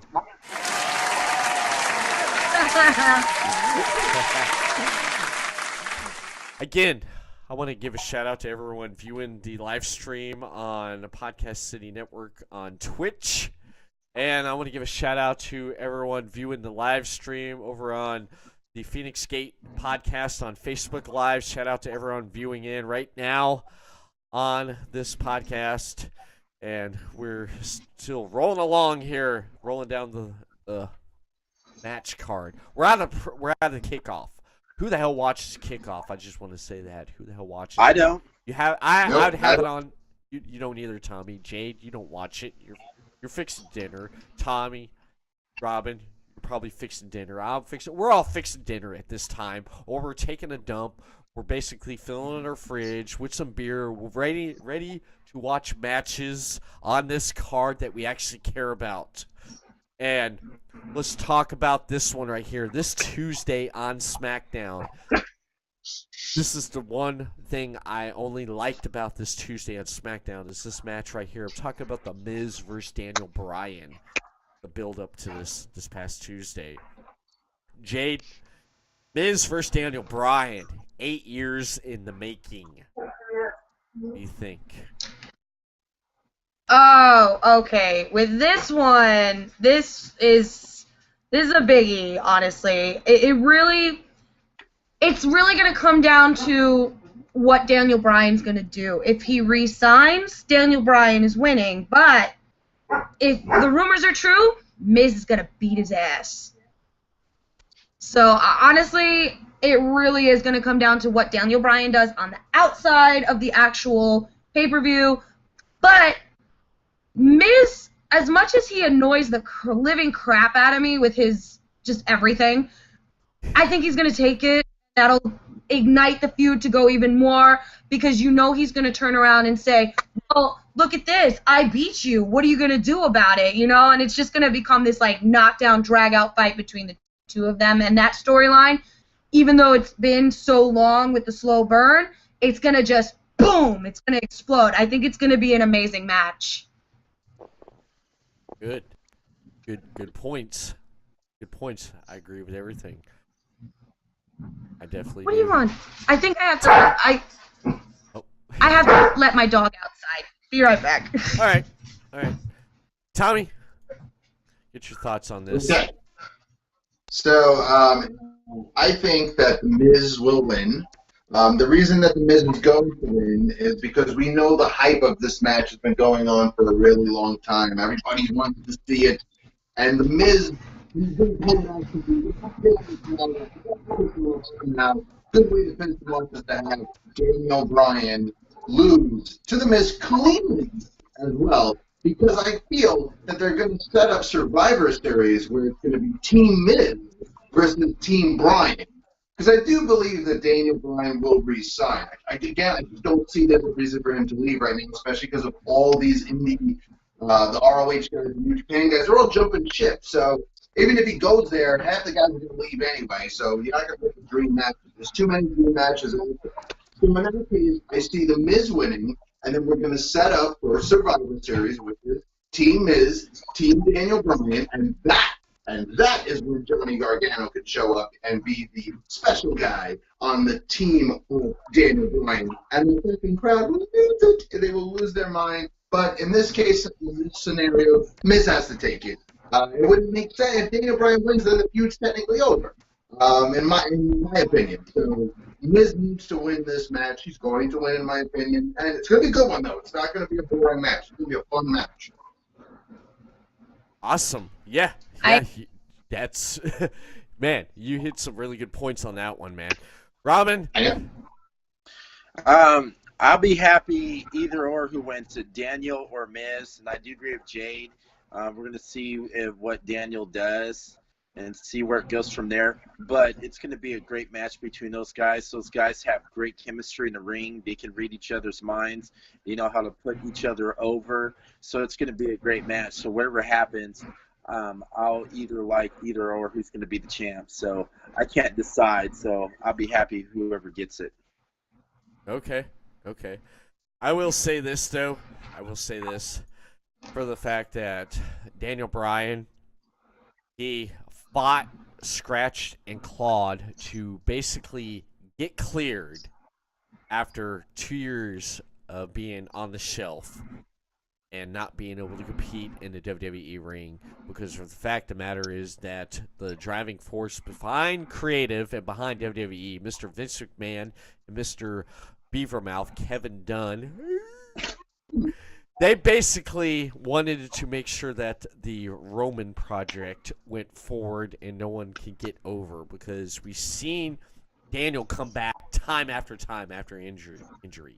Okay, twice. He's come back, he retired, he rested up, he healed. 2 years went by. He's back in the ring, okay? Make this guy the champion. Make this guy the face of WWE, not someone that, a senile owner is out of touch with the product, what the fans want, and a guy that sits in the production truck that looks like a beaver, has a hard-on for Roman Reigns. All right, we're okay. We're done that. We're over that. All right, Daniel, he's had enough. If he does not re-sign on September 1st with WWE, actually, there's a place I think he may be able to show up at, because he's been invited plenty of times, and he'd love to have a match with someone at this event. And Robin knows what I'm talking about. Robin's going to be there, and if Daniel Bryan shows up at the event I'm talking about, a momentum shift in the world of wrestling will show that anyone can leave the big corporate machine as WWE and make a name for themselves. And the bubble that WWE Creative's in, thinking that he's going to go back to bingo halls and gymnasiums, is crazy. That's one scenario. However, I agree with the other part. If he resigns, put this guy at the top of the mountain. I want to see this guy. I want to see Daniel Bryan feud with AJ Styles over the WWE Championship. I want to see AJ chase after the championship or back and forth. Make it interesting. That's all I got to say. But Robin, you know what event I'm talking about, right? Yep, I will be there in 2 weeks, baby. Yep. All in. I'm jealous. I'm so freaking jealous. And I'll also be at StarCast too, so that's going to be a great show too. Damn you, Robin. Damn you. Damn. Hey, I'll take pictures for you while I'm at All In. oh, thank you. Robin, a lot of people I've told that, Robin, has Wrestle Popcast on Podcasting Network. Yeah. Well, guess what? He's going All In. The momentum changed. A lot of people have said, you know what? You know what's going to happen? You just made the list! I love him. Oh, did you see Jericho? Speaking of Jericho on his Twitter, he posted Free Agent 2019, and then below that, Nick Jackson from the Young Bucks put like a little pin emoji and $, and then Cody Rhodes put a football emoji. That's crazy, man. That's crazy. I can't really pick a winner in this because I love both these guys, Daniel Bryan and The Miz. I can't pick a winner. I want to sit back and see what the outcome is because I can't pick one. But honestly, I'm draw. I'm going to draw at who I pick for this because I enjoy both men and what they do in the ring and their promos and their styles. Anyone else want to add anything before we move on to the next match? I'll quote what Juggy is saying right now. He's basically saying if Daniel Bryan is not going to resign, he thinks that he's going to call Cody and say, I'm all in, but if he did resign, it would set it up for something pretty cool, and it could happen where all of a sudden he shows back up at WrestleMania 35, and it'll be Daniel Bryan versus AJ Styles. Ooh, I like that. Yeah. That's impressive. I love that. I love that scenario. That's awesome. I do too. I mean, if the writers do it correctly. Yeah. Yeah, that's true. Hey. That guy should get 45 points. All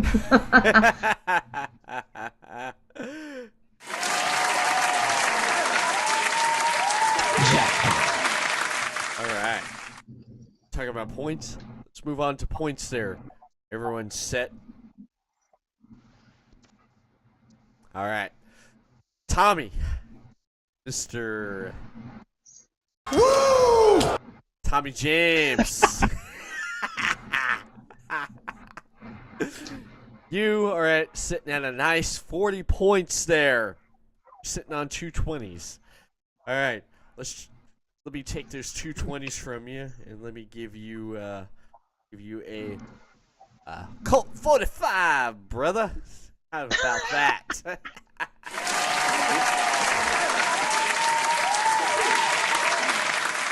How do you like that? No.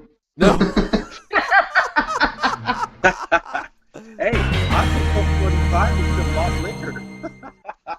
Colt 45. Oh, hell yeah. You know what? Expect Saturday to me. I'm going to bring you something with a 4 and a 5 on it then. Ooh, yeah. Since you said that. Jen's going to do it. Or you could just bring him a photograph of Lando. Oh, damn. Damn! Do I have everybody's attention now? Hey, you know something? It's better than sending him a photo of Eugene. Oh, my God. Gentlemen, let's broaden our minds. All right. Robin Nelson, I'm going to put you at 45, too.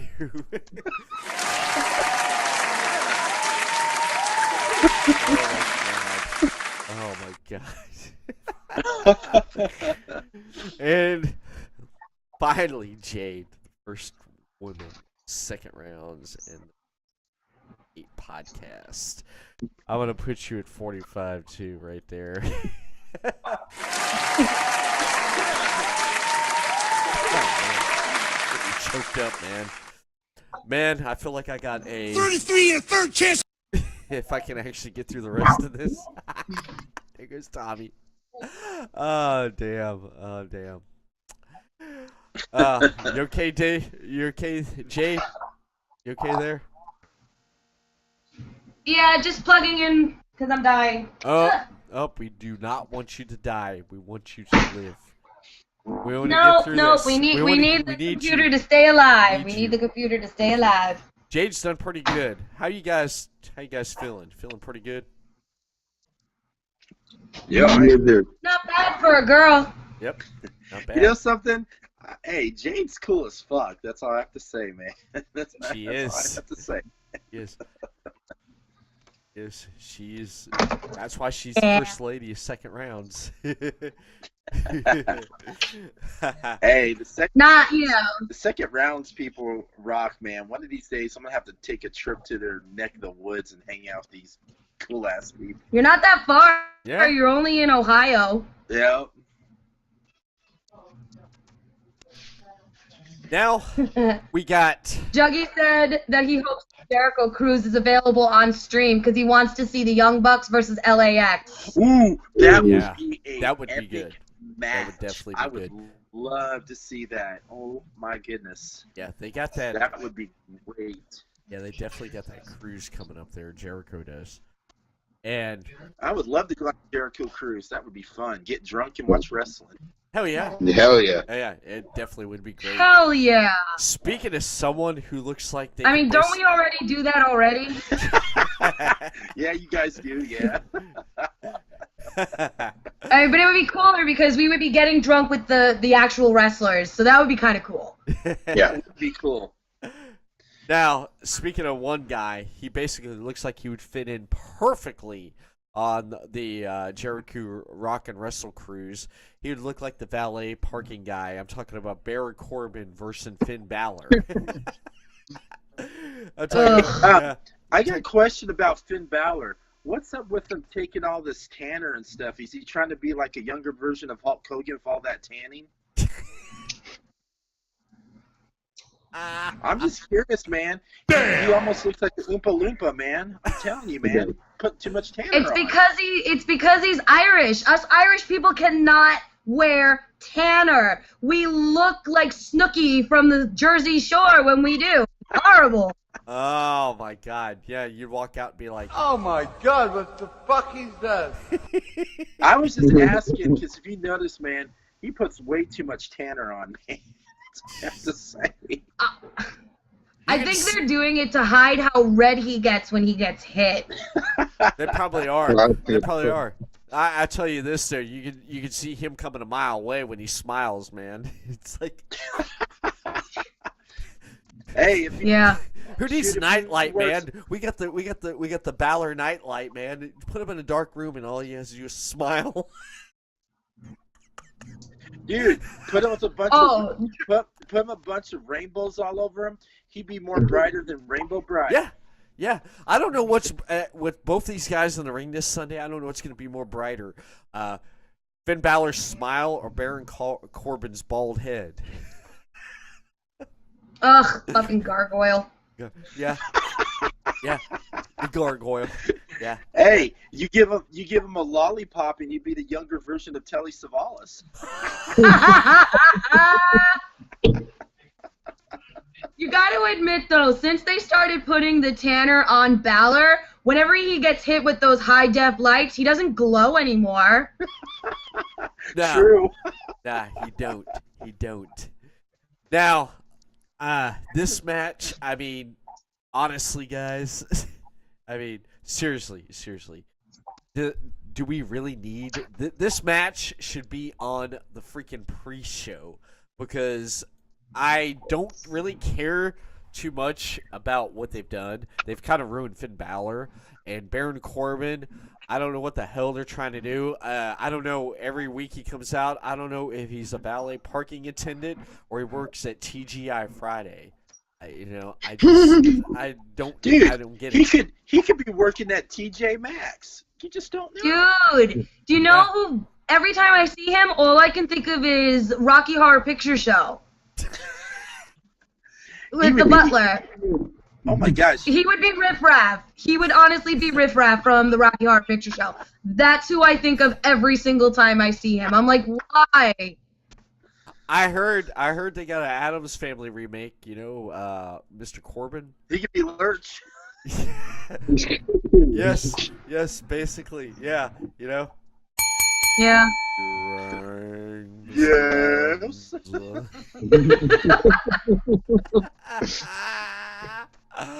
Oh, because God. It's like. But you know and I know that you're only half the man that I am, and I have half the brain that you do. We gotta sit. The worst part about it is we never get the demon anymore. Exactly. I missed the demon. The demon was the whole I missed best the part. demon. Exactly. The demon. Exactly. We don't get the demon. Because for the fact of the matter is, when Jeff Hardy came back to WWE, they decided he can wear the face paint, not Finn Balor, which kind of gets me right there, because I wish that, we need to see the demon. We haven't seen the demon in months. The demon has been hiding. The demon paint was badass. It came out on pay-per-views. They should have kept that. But it was great. They didn't. The only time I get to see the demon in full makeup is staring at my Action Elite figure. Oh, man. Do you even care about this match? No, I don't want to talk about it. I could care less. Nope.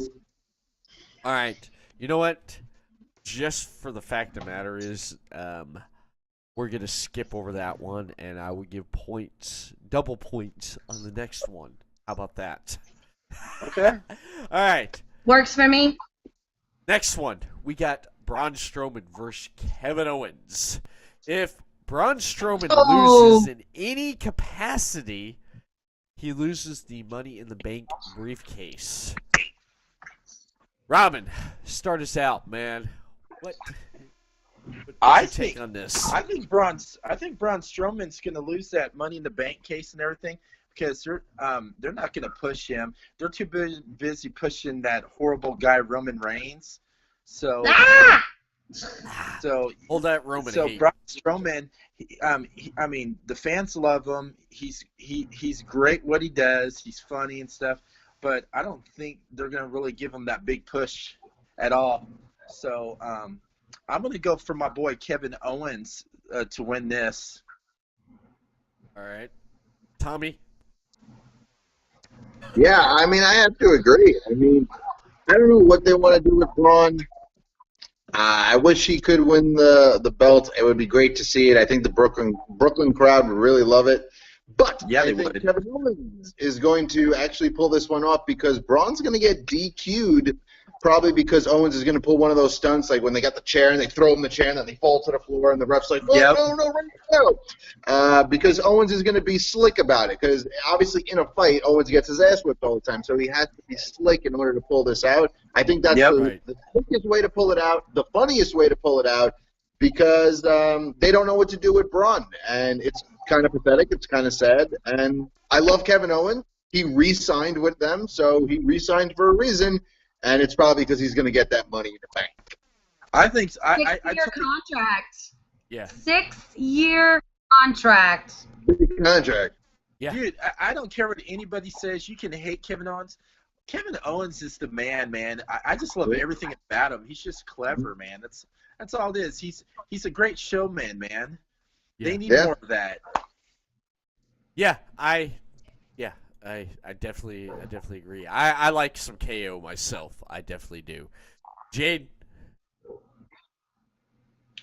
Honestly, it's good. I agree with you guys. It could be a toss-up. They've been kind of trying to do a build-up to a nice feud between the two of them. I think that what's going to happen is Owen's going to beat him, and Strowman's going to cash in. All right. I can see that. I can see that happening.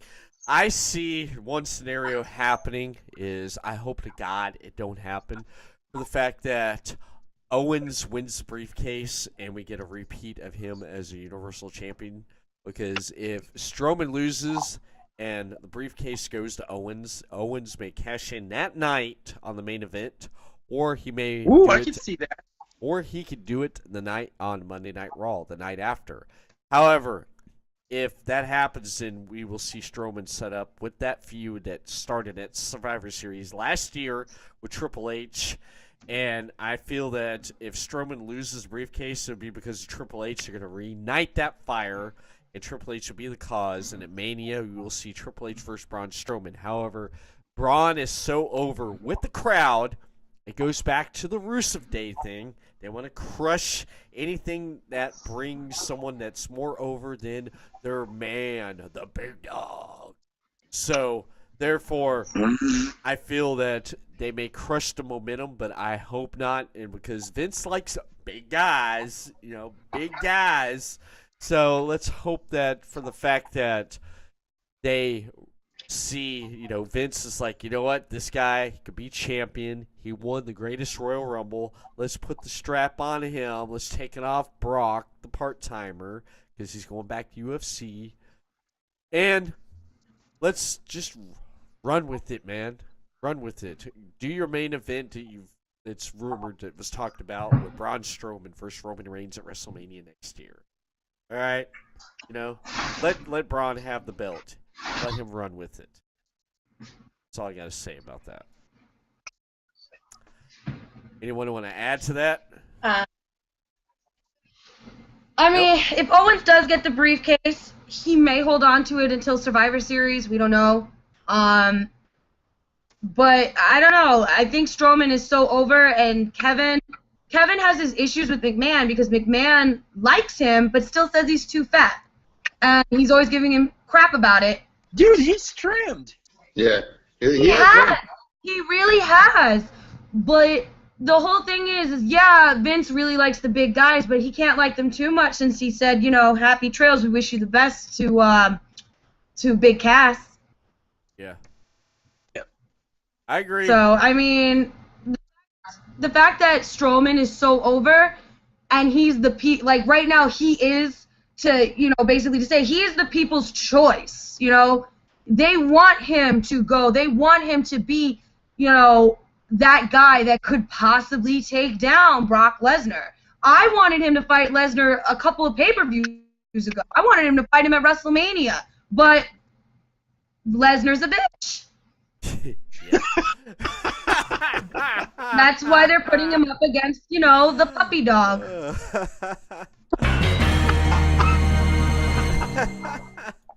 Everybody's attention now. Oh my god. Oh man.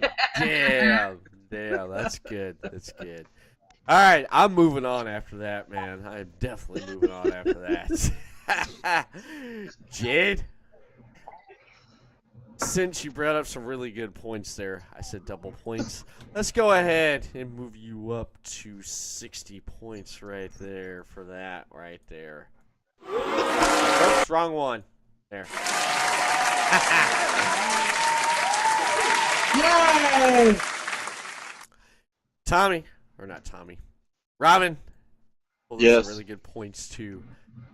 Mr. Wrestle Popcast, the Larry King of wrestling interviews. I'm gonna put you at 58 points right there.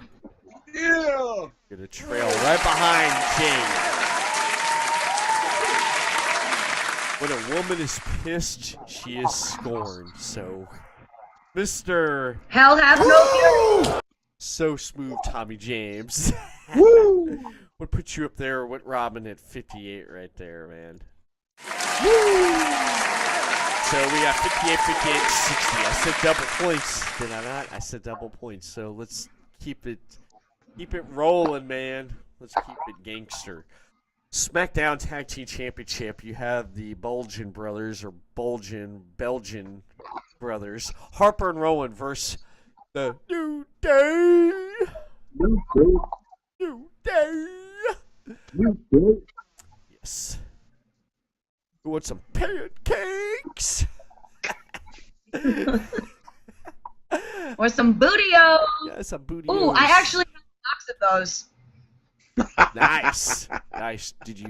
Have you tried them, or are they still in the box? Still in the box, mint condition. All right. Awesome. Jade, start us out here. What do we got, man? The problem with this match is you have the New Day, which is the New Day. You can't,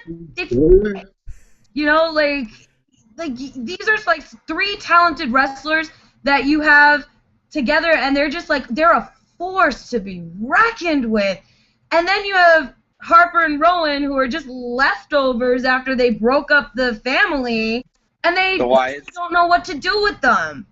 So to get them over, I think they're going to beat New Day, and that may also spark Xavier Woods going on his own. Good point. Tommy. Okay. I will have to disagree with it that they don't know what to do with them, because they're the champs. They did something with them. They gave them the belts. They gave them the belts for the reason, because in the long run, they've deserved those belts for a long time, since they were with the Wyatt family. We always wondered why they don't have those titles. Right. And they're not even just winning, they're dominating. So they're proving the point that they should have proved a long time ago when it came to the Bludgeon Brothers, which are just Harper and Rowan, or the Wyatt family to me. So I don't know. I wouldn't say that they don't know what to do with them, because if you're the champ, they know what to do with you. In the sense of against the New Day, I don't know, man. I want to see the New Day win, but I guess if you want to really keep it working with the Bludgeon Brothers, or whatever you want to call them, the bearded brothers, I'd keep the belts on them. I don't see the real reason to take it off at the moment. If the New Day wins, I would like it. I think it'd be exciting. But in the sense of wrestling-wise, why take it off of them? Have them continue dominating. We built up this entire little tournament they had. First off, the Bar should have won in the long run. That's who should. This would be a better match if it was the Bar, not the New Day. So now you get the New Day to go against them. I would have Harper and Rowan beat the shit out of them to prove the point that these guys are no fucking joke, and there is no team that's going to be able to stand up to them until eventually you bring up somebody that might make more sense, which should be AOP, but different shows. Right. In my opinion. Exactly. Robin?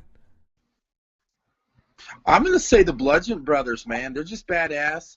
They have great chemistry. They know each other pretty well. And they should be able to go in the ring and kick ass and dominate everybody as well. And the New Day, I agree with Jade. I think they just finally just break up, let Xavier Woods get to some business, to see some gold wrapped around him without, Kobe Kingston and Biggie Langston. Let them be a tag team and then push Xavier Woods up the ladder. He deserves to be up the ladder and deserves some championships. That's my opinion. Yeah. Good. I agree. I have to agree. He deserves his shot. Yeah, he does. He does. Xavier Woods does deserve his shot. Now, one thing, since everyone's talking about New Day breaking up and going off on their own, okay, in singles, there's been talks about basically, excuse me, there's been talks about for the fact that New Day still staying together, but as singles. Not breaking them up completely, but having them focus on doing more single stuff because New Day brings in merchandise. That's gay. Just keep them together. Keep them together. For example, the Briscoes from ROH. We saw what? I love the Briscoes. We saw Jay Briscoe go after a singles run with the ROH title. He stayed together with his brother as a tag team, did he not? Okay. Yeah, but they weren't really focusing on his brother. They were pushing him to the side. Yeah. They could do the same thing with each guy for New Day. Perfect example, a few weeks ago. Remember when they did that gauntlet match right before Extreme Rules last month for who was going to face JJ for the title, Extreme Rules? Big E and Daniel Bryan. Did Big E not show that he can fly as a singles opponent just by himself? Yeah.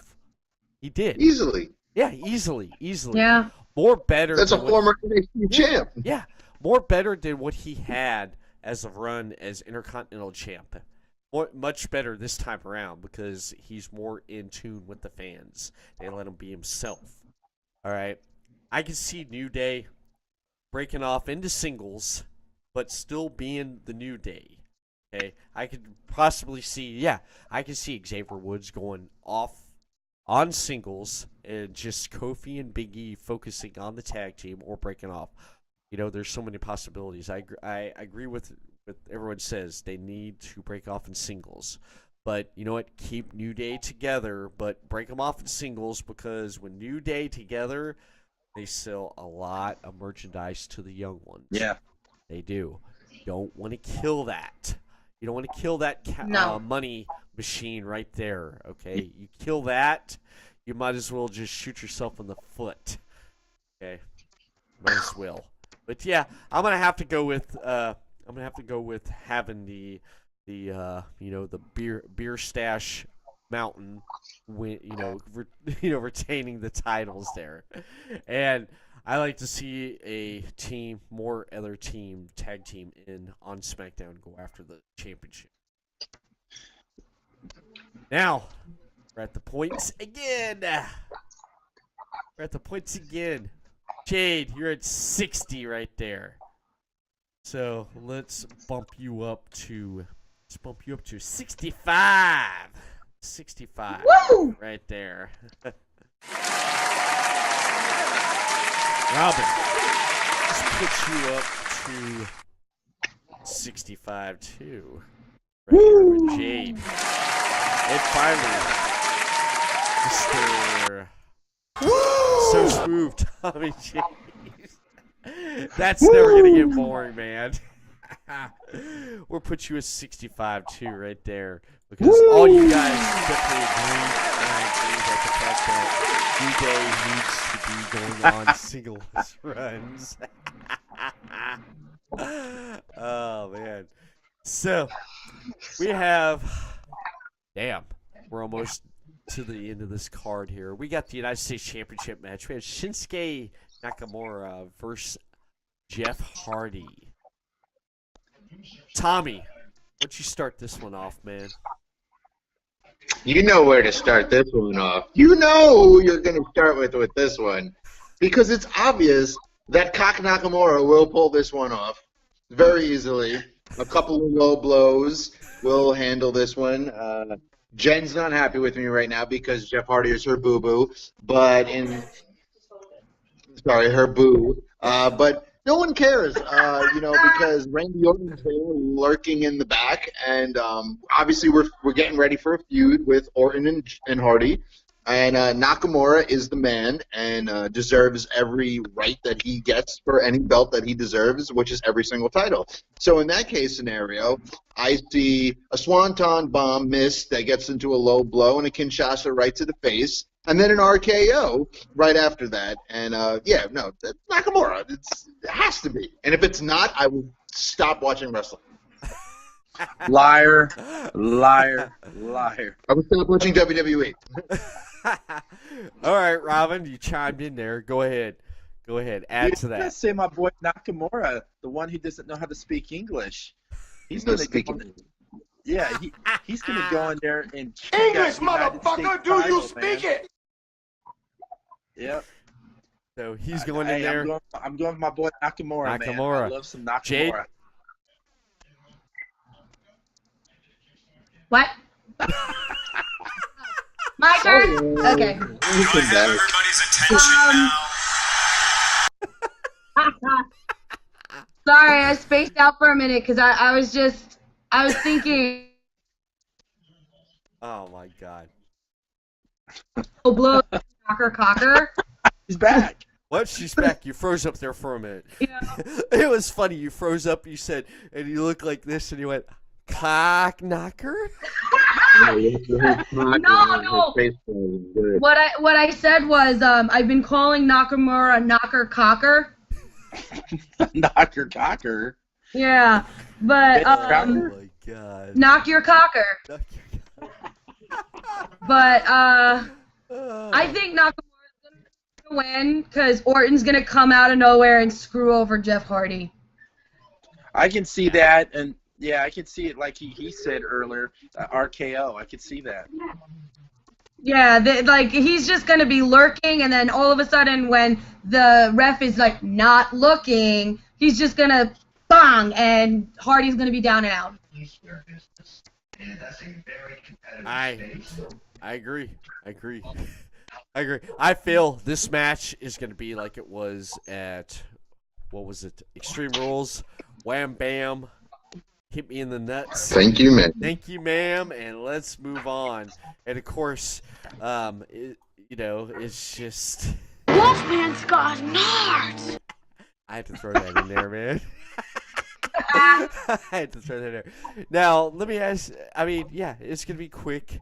Nakamura's gonna hold that title, and he's gonna move on. Hardy and Orton, they're gonna get into that. Now, let me ask you guys. Did you guys catch SmackDown this past Tuesday? Last night. I was watching some of it. Yep. I got a little bit of it. Orton peeking out behind the curtain kind of remind me of like a freaking peeping pervert Tom, like. Remind me of John Lovitz from The Wedding Singer. That's what it reminded me of. Yes, in Little Nicky. Yeah. In Little Nicky, where he's like, "Ooh, a window." Oh, yes, ladies' night, and the feelings right. Yeah, that's what it reminded me of. Yeah, we're gonna see that. Yeah, I agree with all what you say. Everyone says there. Yeah, it's gonna be quick. It's gonna be a quick squash match, and Nakamura's going to move on to the next opponent they throw in front of him, and Hardy and RKO is going to go out, and they're going to continue this feud. That's all it is. That's all it is. Or we may see, I hope not, that they don't put Nakamura in as a transitional champion, put the belt back on Hardy so Orton can go after that title again, which he shouldn't because he already won it. He completed and he did everything and won almost all the titles that was offered in the WWE. That was the last championship that he got, and he got it. I mean, hey, that's like Jericho. Jericho's won every championship title in WWE too, man. Yeah, every one of them. Yep, he has. Definitely has. Definitely has. That's why he's the GOAT. Yep. Yep. That's why he's the greatest free agent in the world of wrestling. Yep. That's why. Yep. Because he's basically. That's also why he's having some fun in Japan right now. Yep. Yep. And that's why. You know what's gonna happen? You just made the list. Everyone in Japan is on that list right now. Let's look at the points here. We're all at 65 there. We're all at 65. I'm going to start with Mr. So Smooth Tommy James. You're at 65. I'm going to have to put you, since you nutted on the... What the hell? Since you... what the hell am I talking about? That distracted me. That threw me off. Thought of concentration or translation or something. I lost the translation right now. I'm gonna put you at 72 right there, man. 72.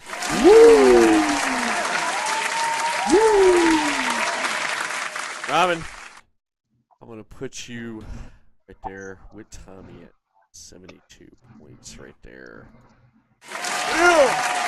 And Miss Phoenix Gate, first lady of second rounds. Jade, I am going to put you at 72 right there. We all agree. Yes. Yes. We all agree right there. Now we have the match that I'm looking forward to. I want to chime in on my opinion first on this one because everyone knows, Tommy knows, and Robin knows. Jade's going to know right here. This is one reason why I watch Monday Night Raw. This is why. Because I'm talking about Mr. Monday Night Rollins, Seth Rollins, going after Intercontinental Champion Dolph Ziggler. All right, I'm going to start this off. All right, Mr. Monday Night Rollins. He's going to have the returning from injury, who's been out for a few months. He looks like a jacked up on Mountain Dew mountain boy, Dean Ambrose. He's right there. He's our guest. Dean Ambrose is right there. Look, he's bald with his aviator glasses. We got him right there, man. He's our special guest. Oh, yes. He does. Tommy, you do got the Dean going, man. Growing that beard, man, a little bit. Hell yeah. Yeah, grow it a little bit more. I gotta take some steroids, get up a little bit like this. Have you noticed when Dean got back, he's all jacked up, man. Yeah. I was gonna say that, man. I was gonna say, dude was jacked up. Was he not? Jacked. Jade, was he not jacked up? Was not Ambrose jacked up? Dude, he was. Well, put it this way. I was talking to Tommy last night about it, and I said to him that there's nothing more than I love than a hot piece of man flesh, and if it's crazy to boot, oh, I'm in. Yeah. Yeah. Ambrose. And Dean, when he came out, I was like, oh, I need some air. Holy woo! Well, did you notice that Renee Young got quiet when he came out? Because I think she basically exploded down below when he came out. I hate to say that. Jade, it's right there. He's sitting there with It's sploosh. Just total sploosh moment. Oh, my goodness. Yeah. Now, Did we lose Tommy? Did you faint from the sexiness that is Ambrose? I ran away. I had to take a step back. oh my goodness. now, for the fact that Ambrose is in Rollins' corner. We have McIntyre in Ziggler's corner. Okay, this is going to go. You mean Shawn Michaels and Diesel? You mean Shawn Michaels? Diesel. Yeah. Shawn Michaels Diesel 2.0. Yeah, basically. Yeah. Now this could go two ways, guys. This could go two ways. For the fact of the matter is that one way it can go is that Ambrose is going to have to get in there, and he's going to help. He's going to help Rollins win the title. Okay. McIntyre's going to interfere. There's going to be some interference. With some interference, Dean's going to help Rollins win. After the match, they're both going to celebrate, and Ambrose is going to hit Rollins with the dirty deed to set up their feud. That's one thing that can happen. Or another thing can happen is basically when the ref gets knocked out, and it comes down to it that basically Rollins is going to go for the pin, and why he's going for the pin, and Ambrose is going to screw Rollins from getting the title, and they're going to continue their match. He's going to help him get the title, then turn on him after he wins it, or he's going to make sure he don't win it completely. He didn't turn on his boy. You know, that can happen right there too. Two scenarios I see. I'm going to start off with Jade on this one. What do you think? That match is going to be fire. Ziggler is so good in the ring. And then you have Seth Rollins, who is just... Ever since he came back from that injury of his, he's just knocking it out of the park every single time he's wrestling. He's flying harder. He's hitting harder. He's just doing things that you would think that a man who had his knee reconstructed would not be able to do. And this match is going to probably be one of the better matches of the night. And in all honesty, I think that Ziggler is going to take it and Rollins is going to move on because they got to build up now the feud between him and Ambrose, because Ambrose is definitely having a heel turn either at SummerSlam or it's going to be in one of the follow-up shows. It's going to happen. Because honestly, there may be a chance with the title match of the night with Reigns and Lesnar where Mini Shield comes out, they triple powerbomb his ass, and then that's when, everything could happen. That's a good one. That's a good one. Tommy?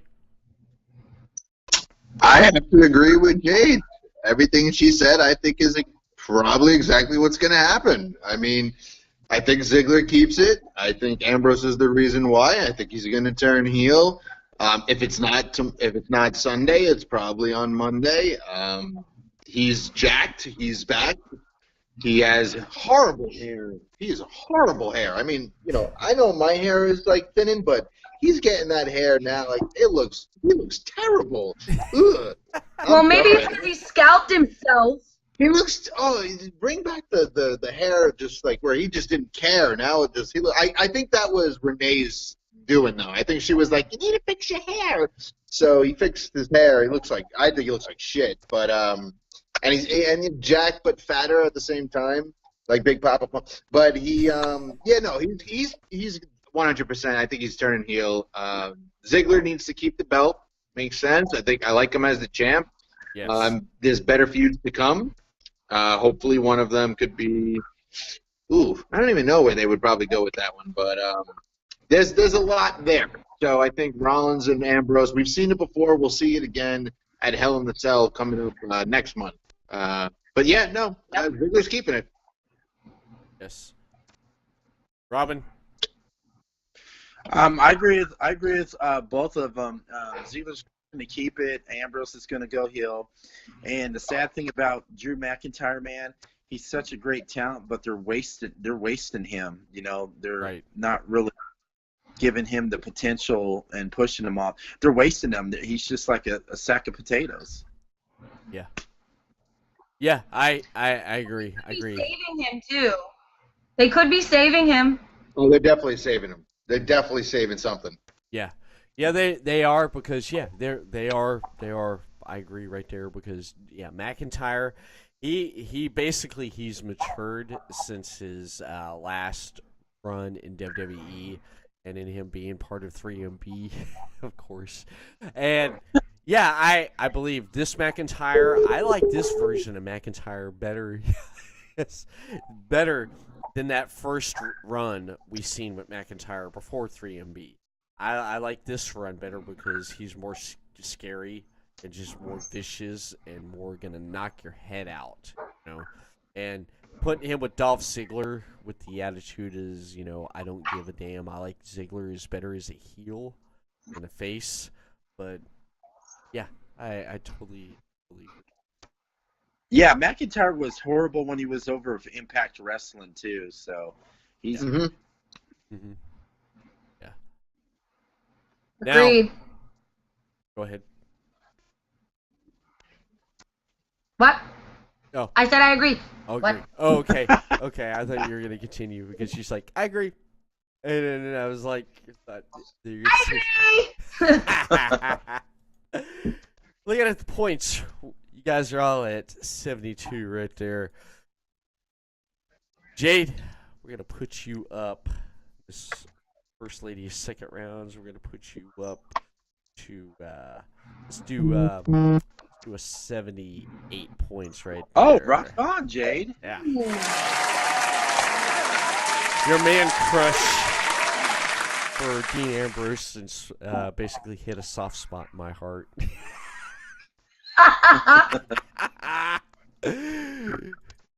Mr. Wrestle Popcast, Larry King of Wrestling Interviews, Robin Nelson. Let's put you up right up there with this lady of first lady of second rounds. Let's put you up there at 78 too, right there. And girl. Let's put Mr. 33 and third chance. Woo! Tommy James. I had to throw that in there. Woo! I had to throw that in there, man. Let's put you at 78 points too.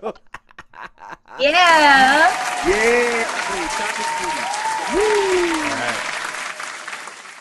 Now, let's talk about the women. All right.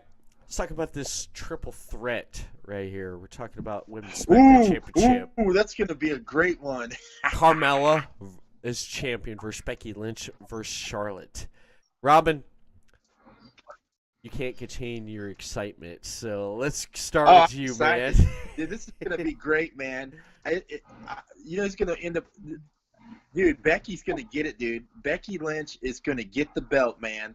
She's going to take it from Charlotte and Carmella. It's going to be a great match. I think it's going to be so exciting. It's going to go back and forth, who's the best. But at the end, Becky's going to get the 1, 2, 3. Okay. Tommy? Yep, I'm going Becky Lynch, man. It's about time we see it again. It's going to be one of those times where, Charlotte's going to put Carmella in the figure 4, figure 8. Becky's going to kick her right in the damn head, put her in the freaking armbar, and we're going to see a tap. And it's going to be Carmella. Carmella will be the one to tap. And, Becky Lynch. Yes. About time. All right. Jade? So if you think my man crush on Dean Ambrose is huge, I have an even bigger one on Becky Lynch. Oh, hell yeah. She's good looking. I wouldn't mind giving her some of my last kicking. Woo! She could kick my ass any day. Woof! I love her. Oh, my God. The Irish last kicker has always been an amazing wrestler. I think that in the beginning when they did the split, that she was cheated a lot. Yes. That she deserves this. She's definitely going to take it. I hate Carmella. She gives New Yorkers a bad name because we do not act like that. At least I don't. And I do not wear leopard print all the time. Damn it. Maybe only on my bra. But she's an ass. I can't stand her. I hate her almost as much as I hate Alexa Bliss. And oh, don't you say that. She's a marmot. She looks like a marmot. She looks like a freaking rodent. You are a sinner. No. Sin, shame. Oh my god. But oh my god. That's my girl. The thing is with Charlotte, they need Charlotte to build up Rousey. So they're not going to push Charlotte against Carmella or Lynch right now. They need to push Charlotte against Rousey. So they're probably going to Charlotte's going to take out Carmella, just like you guys said. I agree with that. And then Becky's going to take out Charlotte. I agree. I agree with what everyone says right there. Yes, the Irish lass kicker.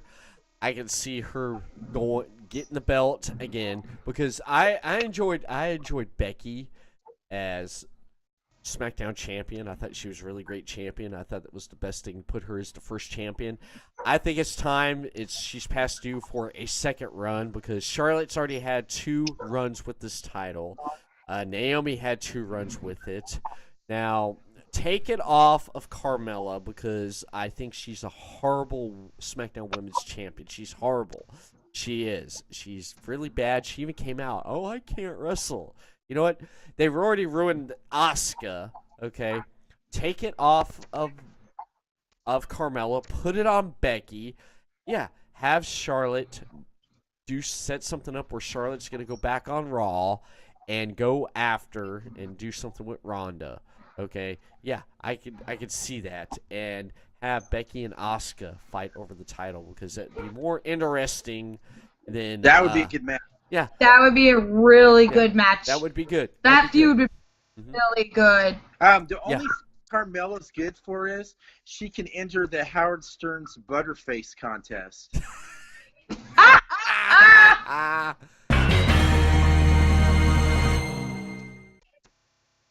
It's true! It's true! Yes! Yes! Yes! Yes! Oh, damn. All right.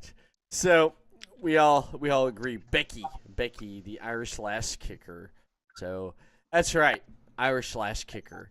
Let's take a look at the points here. We're all at 78. Let's start with Mr. Smooth Tommy James. Woo! I'm looking at the Jade's live stream, and yes, I agree with Jeffrey what said. A rodent, that's cold. I'm gonna have to put Mr. So Smooth Tommy James at. I'm going to put him at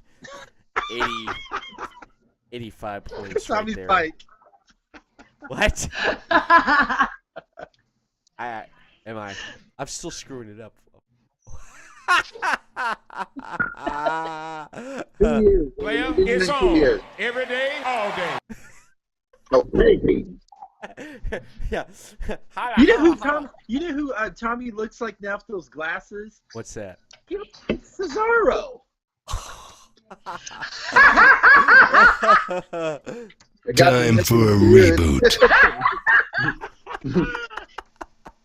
All you need is the mouth guard, bro. Yeah, that's it. You need the mouth guard and the tape. Yes. And you need a tux. Oh, you could cosplay that. Oh, dude, yeah, there you go. There's an idea. That's a good cosplay. You could be the Swiss You Superman. can do it. Yeah. You could do it. Superman. Yeah, have a little boombox, with you. You walk around, with this theme song.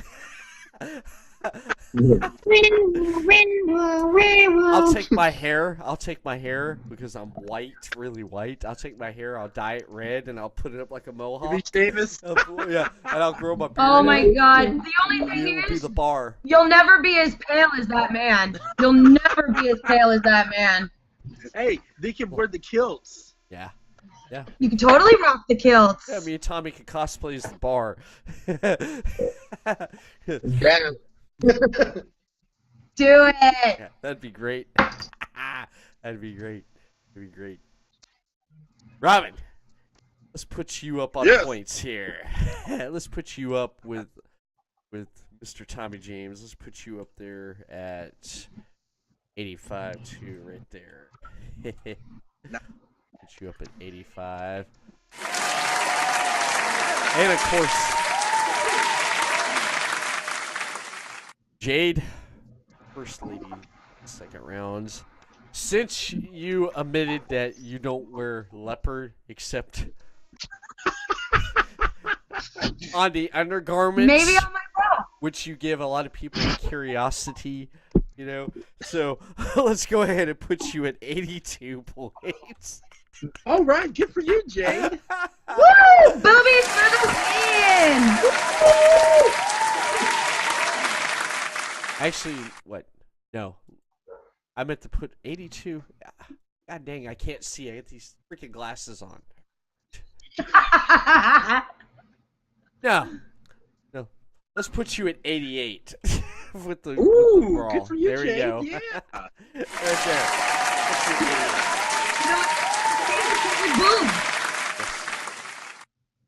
Hey, Everett, now you're looking like Howard Stern when he takes his glasses off. We can't barely see. You're like, they're I'm fogging Howard up, Stern. man. Your leopard print fogged my glasses up, Jade. I kind of feel like I should go get a pair of sunglasses just to fit in.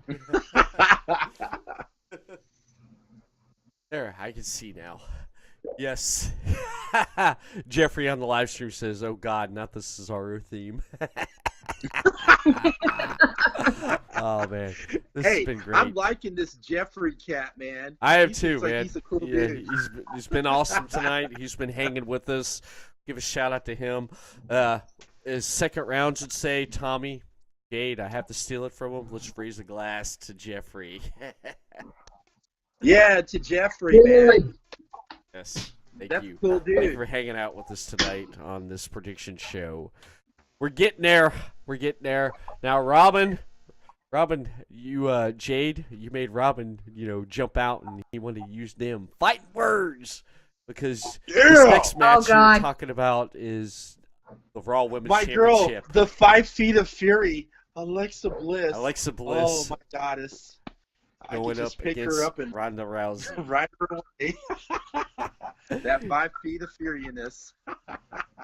Jade, this is what I'm going to do. This is what I'm going to do, okay? Jade, I'm going to let you start it, and then it's going to go to Robin, and me and Tommy's going to sit back, and we're going to refill our glasses, and then hopefully, nothing bad happens. What do you say, Tommy? I'm good. I'll just sit right. Look, I will stand right here. I got my on go. Hey, it looks like Cesaro's like taking a dump in a little toilet. Oh my god! Oh my god! It does look like he's in the bathroom. No, I mean, honestly, I was talking actually with my boyfriend Fernando about this the other day. Okay. Rousey is a great draw. Let's not get this twisted. She is that big power hitter that they were hoping that she would be. Right.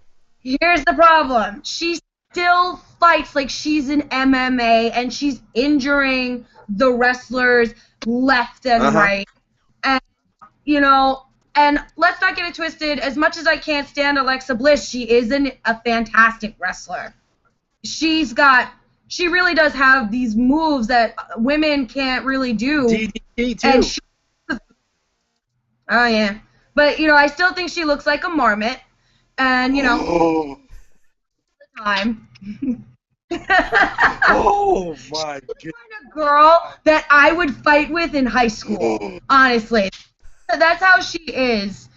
But honestly, Rousey still needs to work with Nat in the dungeon. She still needs to learn to control her tricks. She needs to learn that this is not MMA. This is wrestling. While there is skill involved, there is talent involved. You can't just armbar everybody and I'm winning. You can't do that here. So I think that Bliss is going to win. And Rousey is going to fight with Nat, and they're going to set up a storyline with that. I totally agree. I definitely totally agree. I hate to say, I'm gonna take my phone with me. I'm gonna listen, and I'm gonna step out just for a second. I'm gonna grab something to drink, but I am gonna listen. So continue on. Are you gonna get Are you gonna get some Pedialyte? Is that what you're gonna go drink your Pedialyte? Uh-oh. No. By what? Oh my You gonna God! go drink your What the fuck Pedialyte? is that? You gonna go steal that from your daughter and drink her Pedialyte? Is that what you're trying to do? Oh no. That's But so you know wrong. and I know that you're only half the man that I am, and I have half the brain that you do. Robin, tonight you've been a... Now this is a force to be reckoned with. Now, what Jade was saying about Ronda Rousey, I agree with Jade. She's still a little green. She needs to improve, and she needs to get some more wrestling training, instead of thinking like an MMA fighter. And another thing is, they need to give her better ring gear to fit her, because she's always constantly pulling up her tights and shirts and stuff. It's like, what's wrong with that picture? Won't they just give her some great wrestling gear that would fit her and give her a certain style? That would be pretty cool. But, I'm going to go for my girl, Alexa Bliss, because she's beautiful, 5 feet of fury. She's got that great charismatic attitude. People either hate her or love her. She knows how to strategize in the ring. And she does those beautiful DDTs and beautiful everything, man. That girl is just a goddess. So my girl, Alexa Bliss, is going to keep that belt. Yes. Oh, I don't disagree with you. Yes, she I don't is beautiful. She is so beautiful, man. She's perfect, man. I'm like 6'1". She's 5 feet of fury. Perfect where it needs to go. Hold it. Give a hug. Oh. Hey. Let's not get it twisted. Also, Rousey has been talking about starting a family with her husband. Yeah, her husband's an MMA fighter too, isn't he? Yeah. Her trainer. Oh, so trainer. Mm-hmm. I thought he was an MMA fighter too. He's I think he used to be. He's an MMA fighter. Okay, I was wondering. Yeah, but she's been talking about wanting to start a family. So here's the thing. She needs to get pushed and she needs to polish up, but how are you going to do that while pregnant? Oh, that would be pretty hard. But I'll tell you this, they can put her in championship title matches, but they're not going to give it to her for a while because, like you said, she also needs to improve on her mic skills. She cannot talk on the mic. No. And she doesn't know how to act with the storyline. She goes, I'm going to get you or something like that. I'm going to beat you up. Oh, there's a bat. She's afraid of bats, so I hope they bring in a bat so that she shits her pants. And another thing, I know she likes Rowdy Piper. I respect the whole thing. She needs to get off that Piper gimmick and come with her own gimmick, man. Yep. Well, the thing is he gave her the son gave her the okay to do it. Yeah.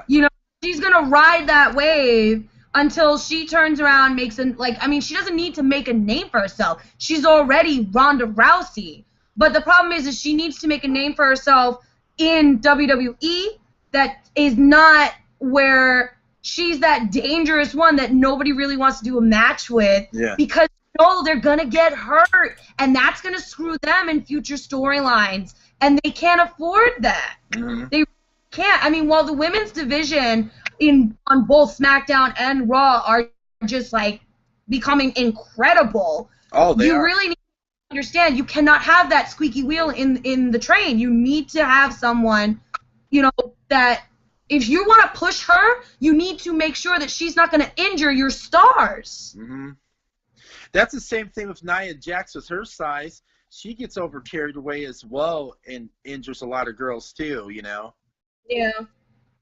Yeah. But they also misused Nia. Nia's my girl. I love her. And they misused her for so long. And then they tried last minute push. Yeah. And it didn't work.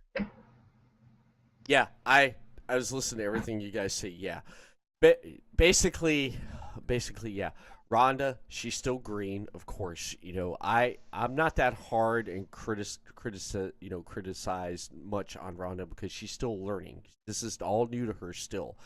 She's done good, and I'm happy with what I've seen because Money in the Bank, she did really good against Nia. She did, and then of course at Extreme Rules. I mean, she's sitting ringside. Of course, she's going to interfere in that match with Alexa Bliss. That was obvious. Yeah, that was obvious. That was the obvious taker. Of course, someone who can't compete. They're going to show up. For example, No Way Out, Eddie Guerrero, getting his championship off of Brock Lesnar because of Goldberg out front that set up that. Of course, I mean, we've seen it before. Now, having Ronda going after Alexa for the title, I believe that in some capacity that I believe Alexa is going to retain the title, and we're going to see Ronda just chase after this title. We may even see Stephanie McMahon jump back into the mix and throw up roadblock, because we may see the version, the female version of Austin and McMahon with this right here, because it was reported back. I can see that. Yeah, it was reported back. I can see that too. Yeah, I don't want to see it, but yeah, I can see it. Yeah, if they do, I missed the whole Austin that McMahon. way. They just had that great chemistry together, man. Yeah. And I miss when Vince McMahon used to come out all strutting and be like, "You son of a bitch." Yeah. Austin. Yeah. Jeffrey in the chat says, yeah, Ken Shamrock debuted in WWE. He didn't get the tool, but later on he got better. It says, I wouldn't dump on Ronda yet. Exactly. I wouldn't dump on her yet because she's still green. I know people are pretty criticizing. They pretty much are sitting there like everything Ronda does, they're just bitching and moaning and bitching and bitching and bitching and bitching and bitching and bitching and bitching. Are you bitching? It's like, give her a break, let her learn, because do you expect someone to be a pro and expert jumping into something that's new to them? Or would you like to see and watch them grow, Because Ronda, she was too big for NXT, okay? Now, one thing I could say is this goes back to NXT, Shayna Baszler. If Shayna does lose the title, I would like to basically, what if Shayna Baszler shows up, okay? What if they take Ronda away from the title picture with Alexa and they throw Shayna Baszler up on the roster and have them feud? Or they put her with Ronda. Man, that would be like a man fighting a woman, man. Wolfman's got nards. Dude, she's a man. Won't you just put her up against like Braun Strowman or Brock Lesnar? She's better off with that. She doesn't need to be fighting women. Yeah, but the other thing is, then if you go with that logic, you would think that they would be trying, because aren't they also in talks of trying to take the 4 horsewomen of MMA and bring them in to become the 4 horsewomen of the WWE? Yep. Which is obviously going to feud with the original 4 horsewomen, which was Charlotte, Becky Lynch, Bayley, and Roth. So Sasha. if you get the 4 horsewomen of MMA and then you pit them against the 4 original horsewomen, that would be amazing. Yeah. Like that'd be straight Monopoly. That would be. That they talked about doing it last year. But some stuff happened where they weren't able to do it because of, I guess, Bayley, Sasha, and Charlotte, or Becky. Something happened with one of them, and they held off on it. So they just were going to put it at WrestleMania this year, but it didn't happen. So now they may start I pulling want to the see trigger that. on it. I hope that happens in the future. I would love to see that. Yeah. I would watch that. I would watch that. Because, again, it all really does come down to the fact that they are having an all-woman pay-per-view. Yeah. They need to start building a really good card, or the women's division, all the progress that they've made to become a legitimate division is gonna go to shit. It is, because people are gonna laugh at it. Yeah, agree. Hey, you know something, and that's a shame because there's a lot of great women wrestlers out there. I'm also talking about the indies as well. They're just as good as most of these women here in the WWE. They can get in the ring with any man. They can take hits, bumps. They're tough. It's not like way back when they were like pretty little feminine models, man. These girls put their blood, sweat, and tears in the ring, man. I respect women's wrestling today, man. Kudos for them. Yeah. Damn right. Yeah, I definitely agree with whatever everyone says, man. Definitely do. Let's look at the points. Everyone, Jade's at 88, Robin at 85, and Tommy at 85. Woo! Tommy, let's start with you, Mr. Woo! So smooth, Tommy James. You're at 85. You brought up some really good points. Let's throw you up at 90 right there, my brother.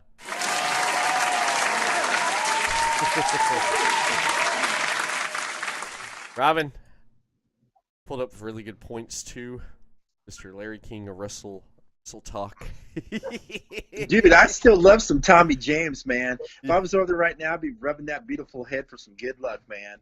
Girl.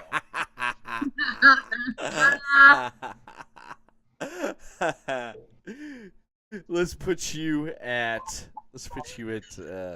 90 as well there, right there. Woo! That's good for both of us. I'll be pissed. And Jade. Since I'm sorry, Robin. Since Jade. Don't you be knocking my woman, man. I'll get a plane ticket, come to Florida, just shine my boot, and shove it up your little Florida white ass. I'm in New York. She's talking about me. He's talking about me, Jade. Oh, okay. Yeah. I'm like, I'm in New York. I don't have nothing bad to say about you, girl. I like you. I was talking about Everett. Yes, talking about me. Jade, I'm going to put you at 95. With that comment, because Robin basically was like, oh my God, as soon as you started talking, Don't about you be knocking my Alexa woman, Bliss, man. he was sitting there, you know. Like, you and could suddenly he was literally, like, you could feel his stomach just drop into his balls when I said it. You were just like, I did. ah! It went past my ankles, man. Oh my God, it did. I was like, what? No, not my love, no. Oh my God. One thing I want to add before we move on, I did like a Monday Night Raw where she was poking fun at Ronda. He's like, "You make a scary face, I can make a scary face too." I was laughing. I was. That's literally where I said she looked like a marmot because she's like, you know, just. oh, like. But I mean, that was funny. I loved how that. And Jeffrey, I want to say this. I got your live stream up here, Jade. Speaking of 4 horsewomen here at WrestleMania Dream Match, Charlotte Flair versus Tessa Blanchard. Oh baby, I can agree with that. Tessa, that would be awesome. Be Tessa Blanchard is a beast. Yeah. I love that woman. I don't know why WWE didn't pick her up. Dude, she's a freaking beast and great in the ring, man. Yeah. Mm-hmm. Yes. Yeah. Yeah. Yo, baby. Yeah. Oh, and he also suggested a WrestleMania 35 match of Rousey versus Baszler. Yeah. There we That go. would be good. That would be good. I would like to see a man fight Ronda Rousey. Might be better. Considering. All right, we're down to the last 2 matches. Baszler is more butch than me, man.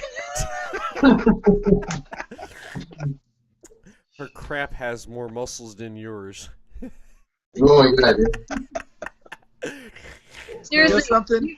When Her she penis is probably flexes, bigger than they mine, come out too. flexing. Her turds flex more than mine does. But the good news is, even though her dick may be bigger than yours, her balls are smaller from all the steroids. Yep. burn. Damn! Oh, Bam! God. All right. Moving on. Damn. Tommy, Robin, we basically got a 33 and a third chance. I'm actually making it out alive. There he goes, Big Papa Pump. Hey, to all my freaks out there, holler if you hear me. Yes. Shane is one of them. Yeah. WWE Championship match. AJ Styles. We're down to the 2 titles. AJ Styles, champion, going up against Samoa Joe. Tommy, what's your thoughts on this? Ooh, it's a goodie. It's gonna be a great match. I'm really excited. We have seen it before though, but they never disappoint. My man Samoa Joe, he's just here just to be there right now. His promo work has been phenomenal. It's been almost to perfection. Yep. I want to see him win the belt so fucking bad, but it's just not gonna happen. AJ's gonna keep the title. Sadly, it's getting a little boring now. I guess it's because of my Nakamura thing. I wanted him to win the belt. You know, Robin, I did. I wanted Nakamura to win. I wanted to see it happen. Oh, AJ's my boy. I want to change. I want to see something happen. Give me something new. Give me Joe winning the belt. Is it going to happen? No. AJ's going to win, and we'll see where it goes from there. I don't know who can even step up next to make it more interesting, but this match is going to be good. It's going to be fun. It's going to be an exciting match. It's something to literally watch from front to end. So I'm thrilled. I can't wait to watch it. Yeah, I definitely am. This is one match I definitely do want to see on the card next to Rollins and Ziggler. Robin. Yes.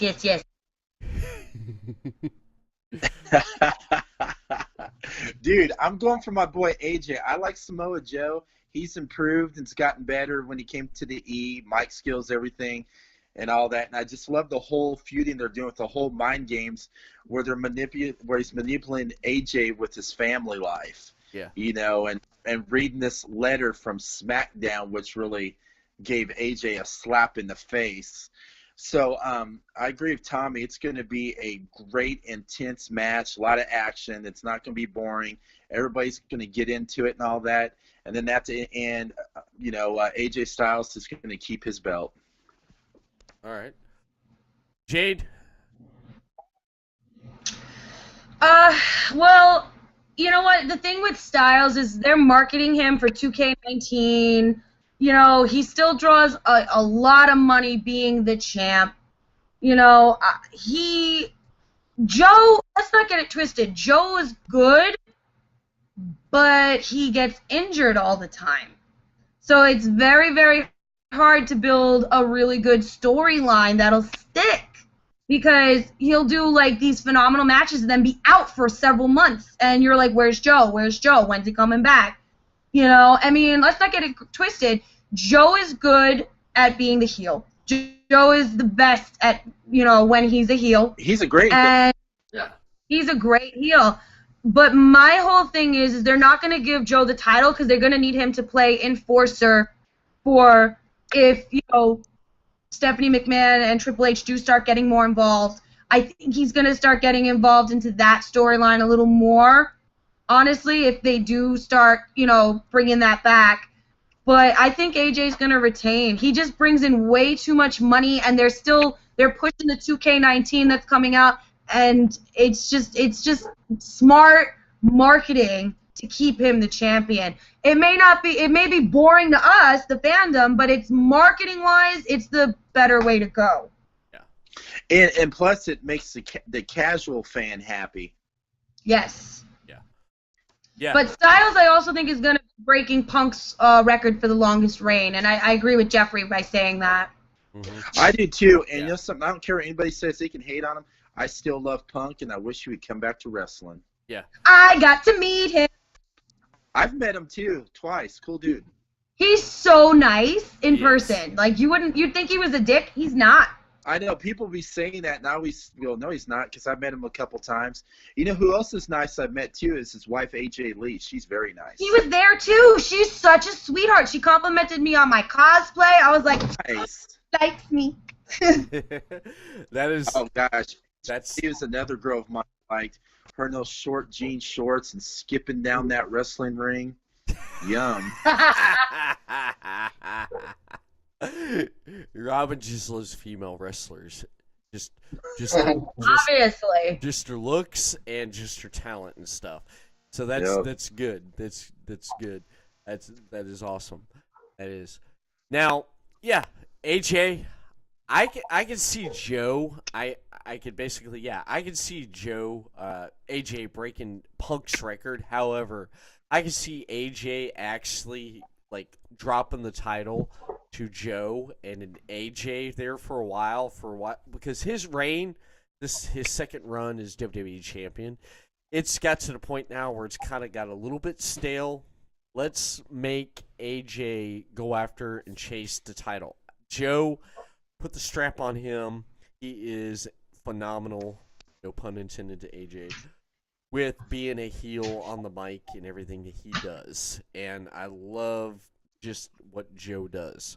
And therefore, I like to see that happening. I'm sorry, I love AJ, but put the strap on Joe, let him run with it for a while, and let AJ chase it. And they could, I mean, if they don't screw this up like they did with Nakamura. That's your man, Fernando. Everybody say hi. Hi. What up, Jade's man? Hello. I just like to see Joe just win the title. That's all. I just want to see Joe win the title and have. I mean, it would be good if he won the title, but he's not going to retain it. AJ's not going to retain it, right? No. AJ retains.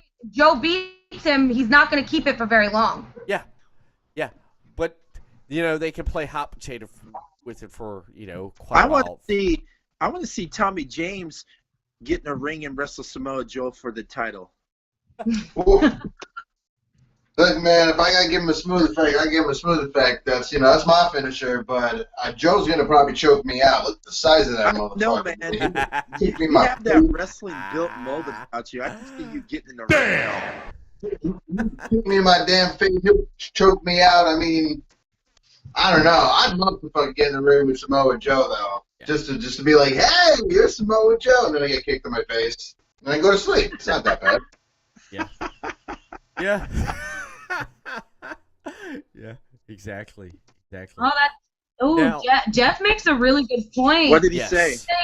He's saying Styles is holding the belt till 2019 because his contract is going to expire. Oh, no kidding! Wow, yeah, I didn't know that.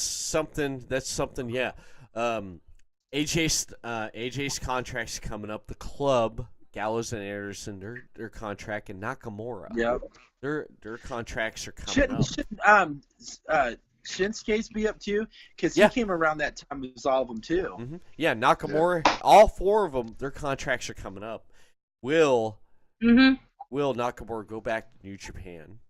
Will AJ stay, or will he leave, or will the club stay and leave? That's up in the air. There's a lot of people's contracts up in the air right now, and everyone, I mean, Robin, you said Samoa Joe or AJ, right?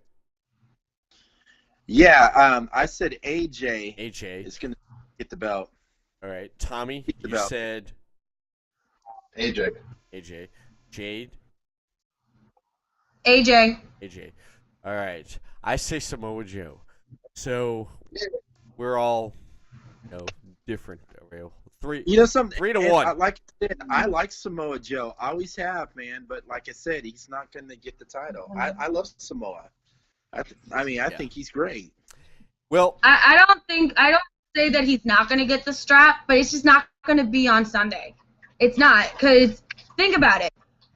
Kenny Omega he's almost done in New Japan. And if their contracts are all up at the same time, he's not going to get the strap, but it's just not going to turn around and bring Kenny Omega back to the bring him to the WWE, and then all of a sudden have that powerhouse with Styles, and the Bullet Club is reformed. I don't know. I don't think Kenny's going to come to WWE. I don't think he is. I don't think so either. Yeah. He is. I You don't think so? think. I don't think. I don't think. We'll see. Kenny is. Kenny, We'll see. I mean, I've a said lot. crazier things, and I've been right. Well, yeah. I mean, yeah. Kenny may It come could to happen. WWE. I can see that. Kenny could. I could see Kenny. It's going to come down to at this. his end of the line. Yeah, I could see that. Yeah. It's It going to could- come down to this. Okay. It's going to come down to money. That's all what it's going to come down to is money. And they're going to probably throw a ton of money at them to stay. Yeah. Yeah, that's true. I mean, Ziggler was talking about jumping off and heading to the Indies or doing something else. And look, he signed another 3-year contract. And yeah, AJ's gonna sign his contract for WWE. He isn't gonna go anywhere, man. yeah, he's No. been He all ain't around going the anywhere. world. He makes too much money with WWE. Yeah. Yep. Yeah, he sells a lot of merchandise and everything. Now, And the kids love him. exactly. Let's look at the points here. We got Tommy at 90, Robin at 90, and Jade at 95. Woo! Mr. Woo! So smooth, Tommy James. You're sitting at a nice 90. Let's put you up at 100 right there. Woo! Let's break these triple digits, shall we? The Larry King of Wrestle Talk. I love saying that. I don't know why. I'm no Larry King, but okay. Or should I call you the Conan O'Brien?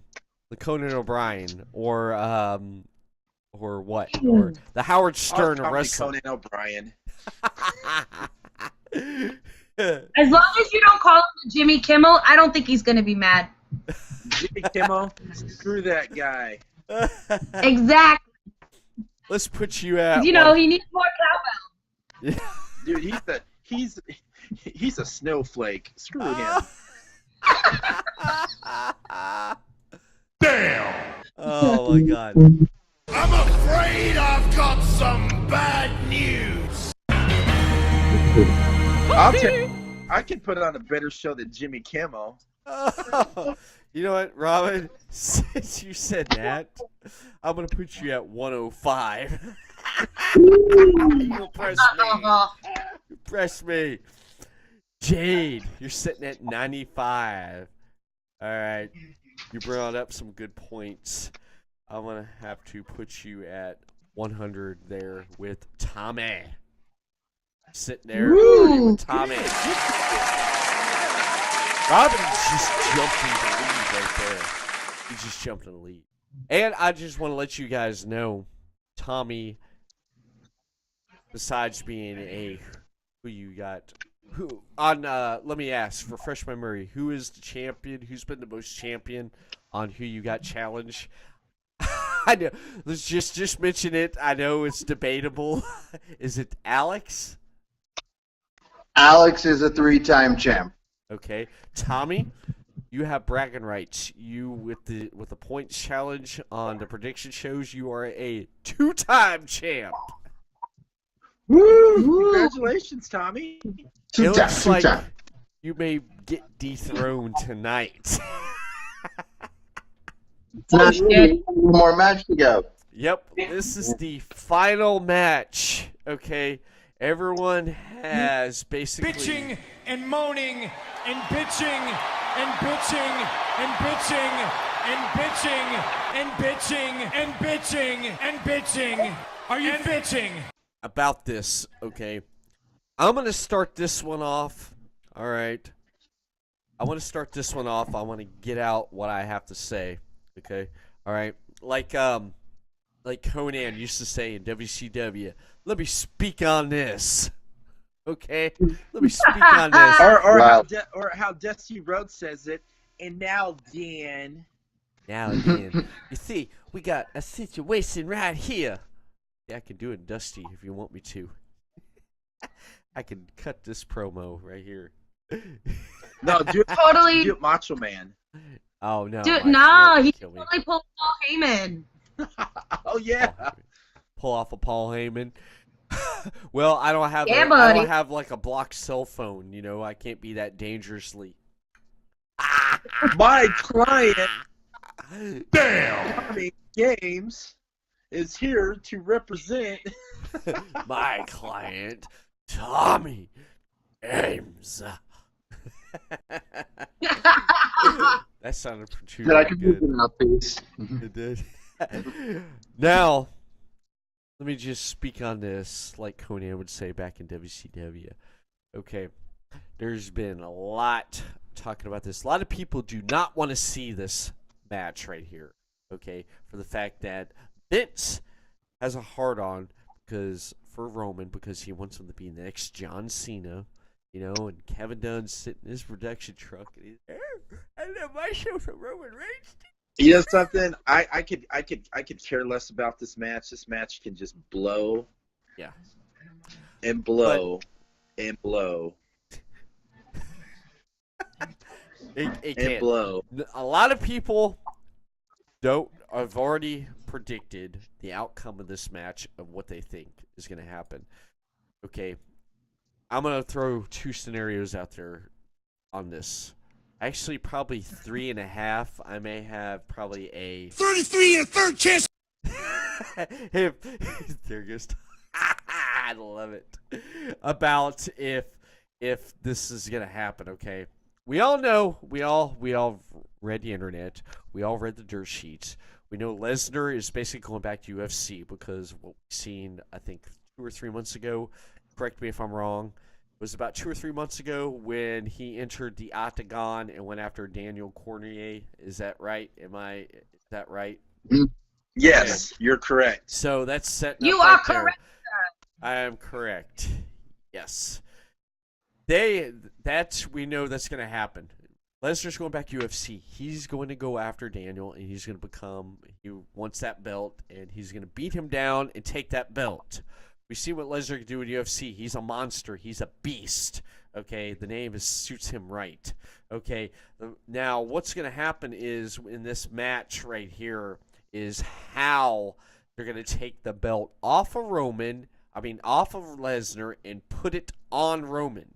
Okay, That's going to be a sad day in history. It's going to be like Doomsday. 2 scenarios is going to happen. One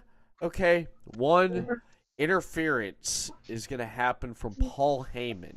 Paul Heyman is basically I going can see to him turning on Lesnar. I can see that. Yeah. He's going to turn on absolutely. Lesnar. Yeah, he's going to turn on Lesnar, and he's basically going to cost him the championship. He's going to side with Roman, and there is Paul Heyman's new client, Roman Reigns. Roman's going to turn heel. And that is what everyone's wanting. She's like, what? Yeah.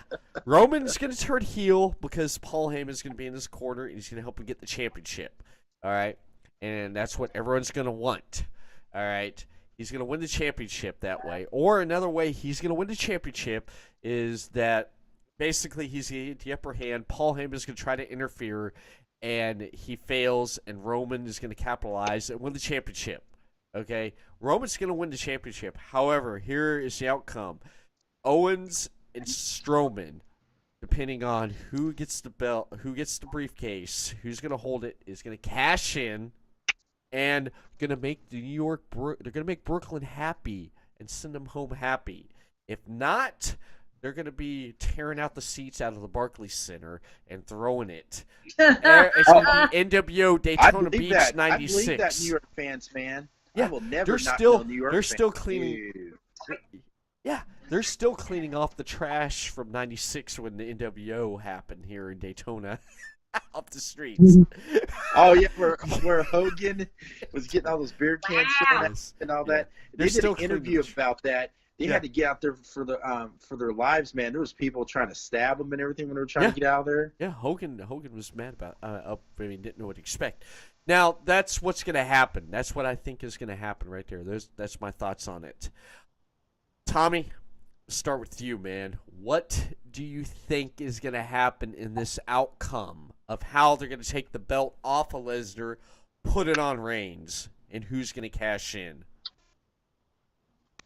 All right, so I'm thinking that Brock Lesnar is going to beat Roman Reigns.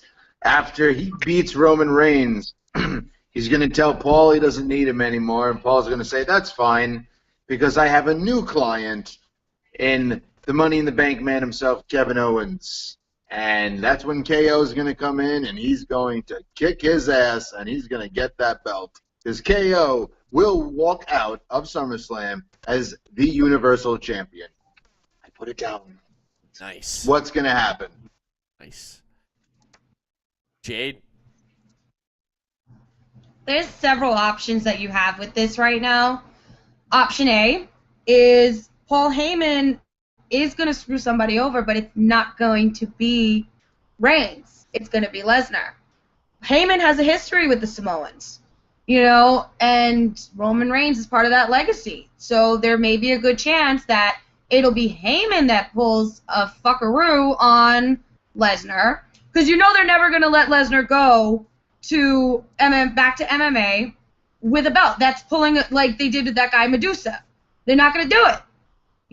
So there's that. And then if Strowman does win, does keep the Money in the Bank, he will more than likely cash in. I agree with that. And the other thing that could happen if Strowman cashes in, Paul Heyman could turn around, screw over Reigns last minute, and go with Strowman. Nice. Wow. Trading in a beast for a monster. Oh, dude, that's a great scenario. I totally agree with on that. I could see that happening.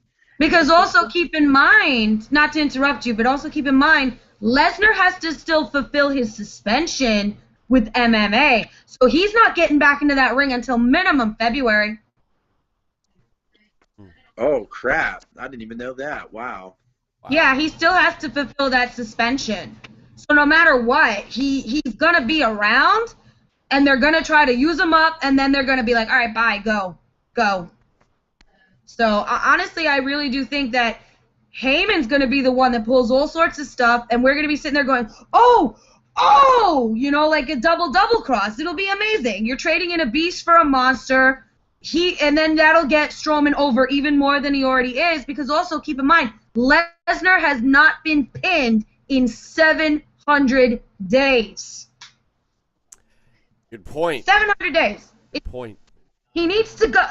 He needs to be taken down. Knock him down a few fucking pegs, because he's a horrible champion. I can't stand him as a champion. He's horrible. I mean, I don't want Reigns to take it either, because I hate him. But I would rather Reigns than Lesnar at this point. It's enough. Enough is enough. Yes. Robin. There's so many scenarios. I'm going to say Kevin Owens is going to go home with the belt. Ayo. After that match, Kevin Owens is going to go home as the brand new Universal Champ. All right. Maybe. All right. Tommy, Robin believe KO is going to walk out of Brooklyn, out of the Barclays Center with the Universal Championship. Jade believes that Strowman is going to.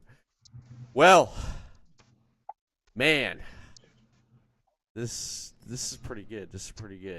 And like I mentioned before, it's gonna end up on shock factor for the fact that it's gonna be shock factor on who's gonna get the title and walk out with the title.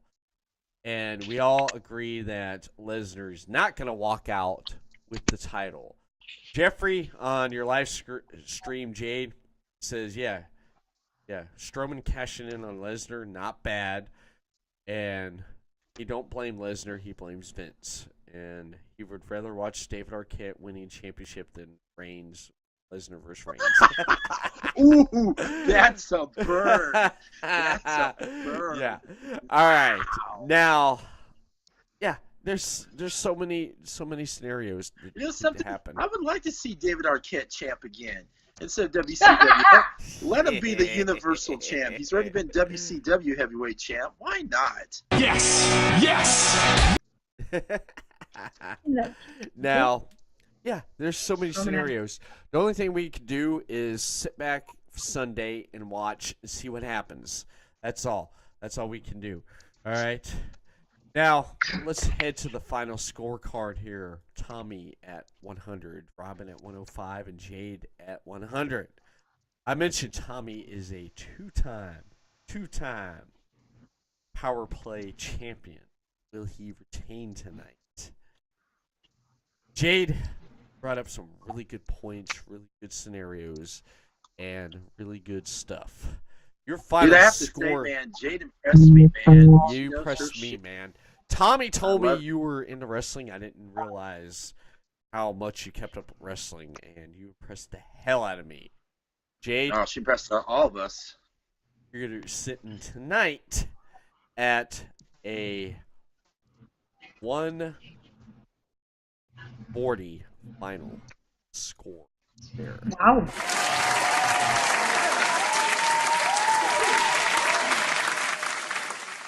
Mr. Robin Nielsen, you are sitting at 105. You've impressed me as always with your knowledge of wrestling and everything that you bring to the table with wrestling. You are going to be sitting at a pretty 139 tonight, right there. Woo!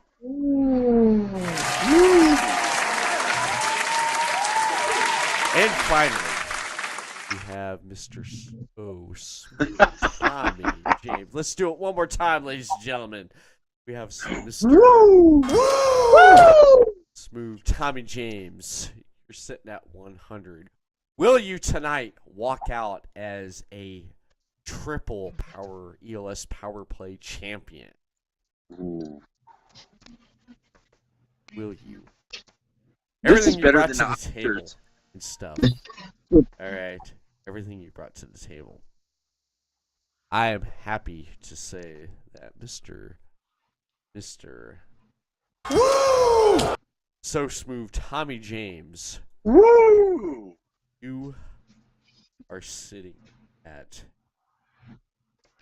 a nice 139 points with Robin, which makes Jade. Well, no, Jade and Robin. Jade, I said 140. Why are you at 139? You see, I've been drinking too much tonight. Jade is at 140, which makes Jade the new power play champion. She brought it tonight, man. She brought it. But New York, Tommy, you're from New York. Jade's from New York. New York brought it tonight. You guys brought it tonight. I'm going to give you guys a round of applause. Woo! You guys impressed me. Jade impressed me. Yeah. Hey, Yes. you got. Why do you think Tommy started talking to me in the first place? Besides what I was wearing.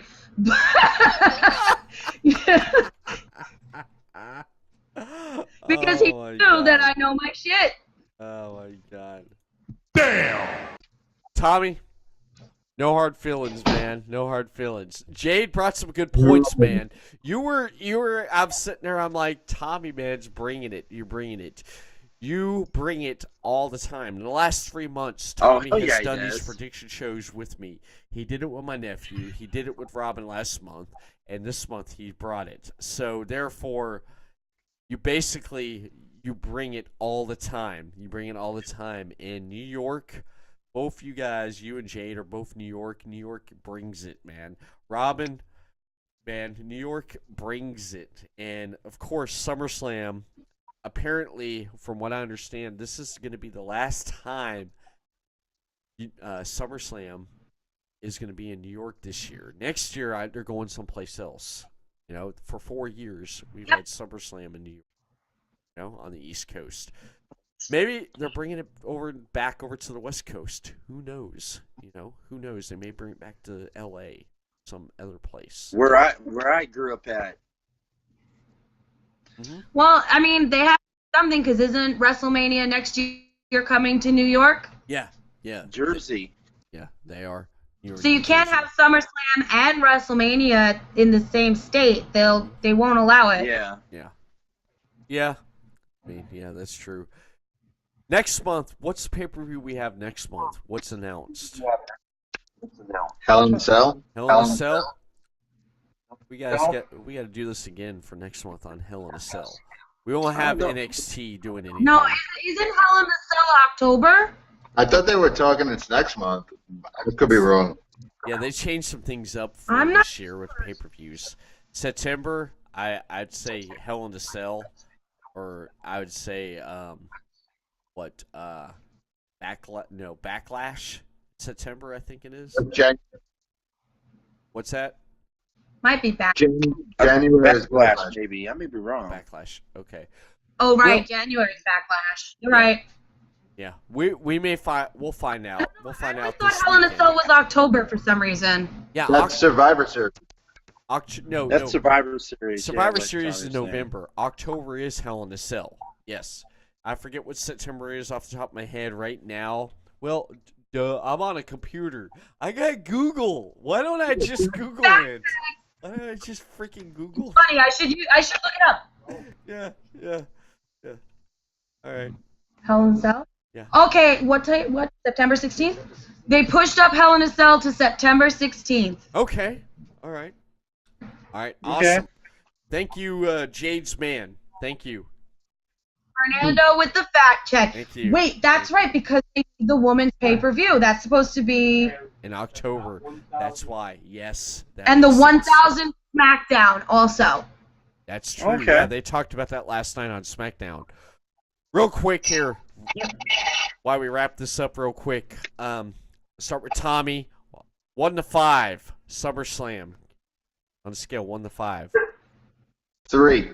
3. Robin? 1.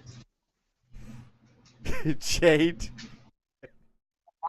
I'll give it a 2.5. All right. I'm gonna give it a 3. Definitely gonna give it a 3. I want to thank each and every one of you for coming on and staying up this late with me and having a good time, man. We had a good Hell of a Prediction show. This podcast will be up on the Podcast City Network Twitch channel, and you can check the back catalog on the Podcast City Network YouTube channel. I want to start with Jade.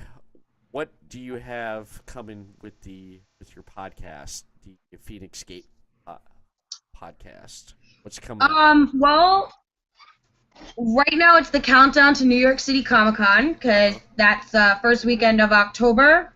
The New York City edition is going to be there doing their Who You Got challenge, but for me, I'm actually going to be debuting 2 new cosplays and pulling my stunts like I pulled last year, interviewing any celeb who will talk to me.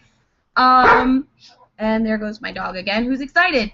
For the most part, it's basically just going to be, I think I'm going to talk about some things that are happening in the cosplay scene right now that are not very copacetic next week, because there's a lot of things going on right now that are giving us a very bad name and a very bad light. So that's next week's episode.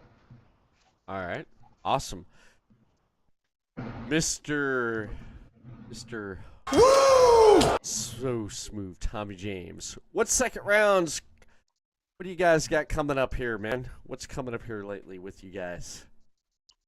Well, next month we got MegaCon Tampa, where we got our Who You Got challenge. This weekend we're doing my challenge. Mr. A-Town Ryan from the New York edition is flying down. He'll be here on Friday, so he'll be doing my challenge with me.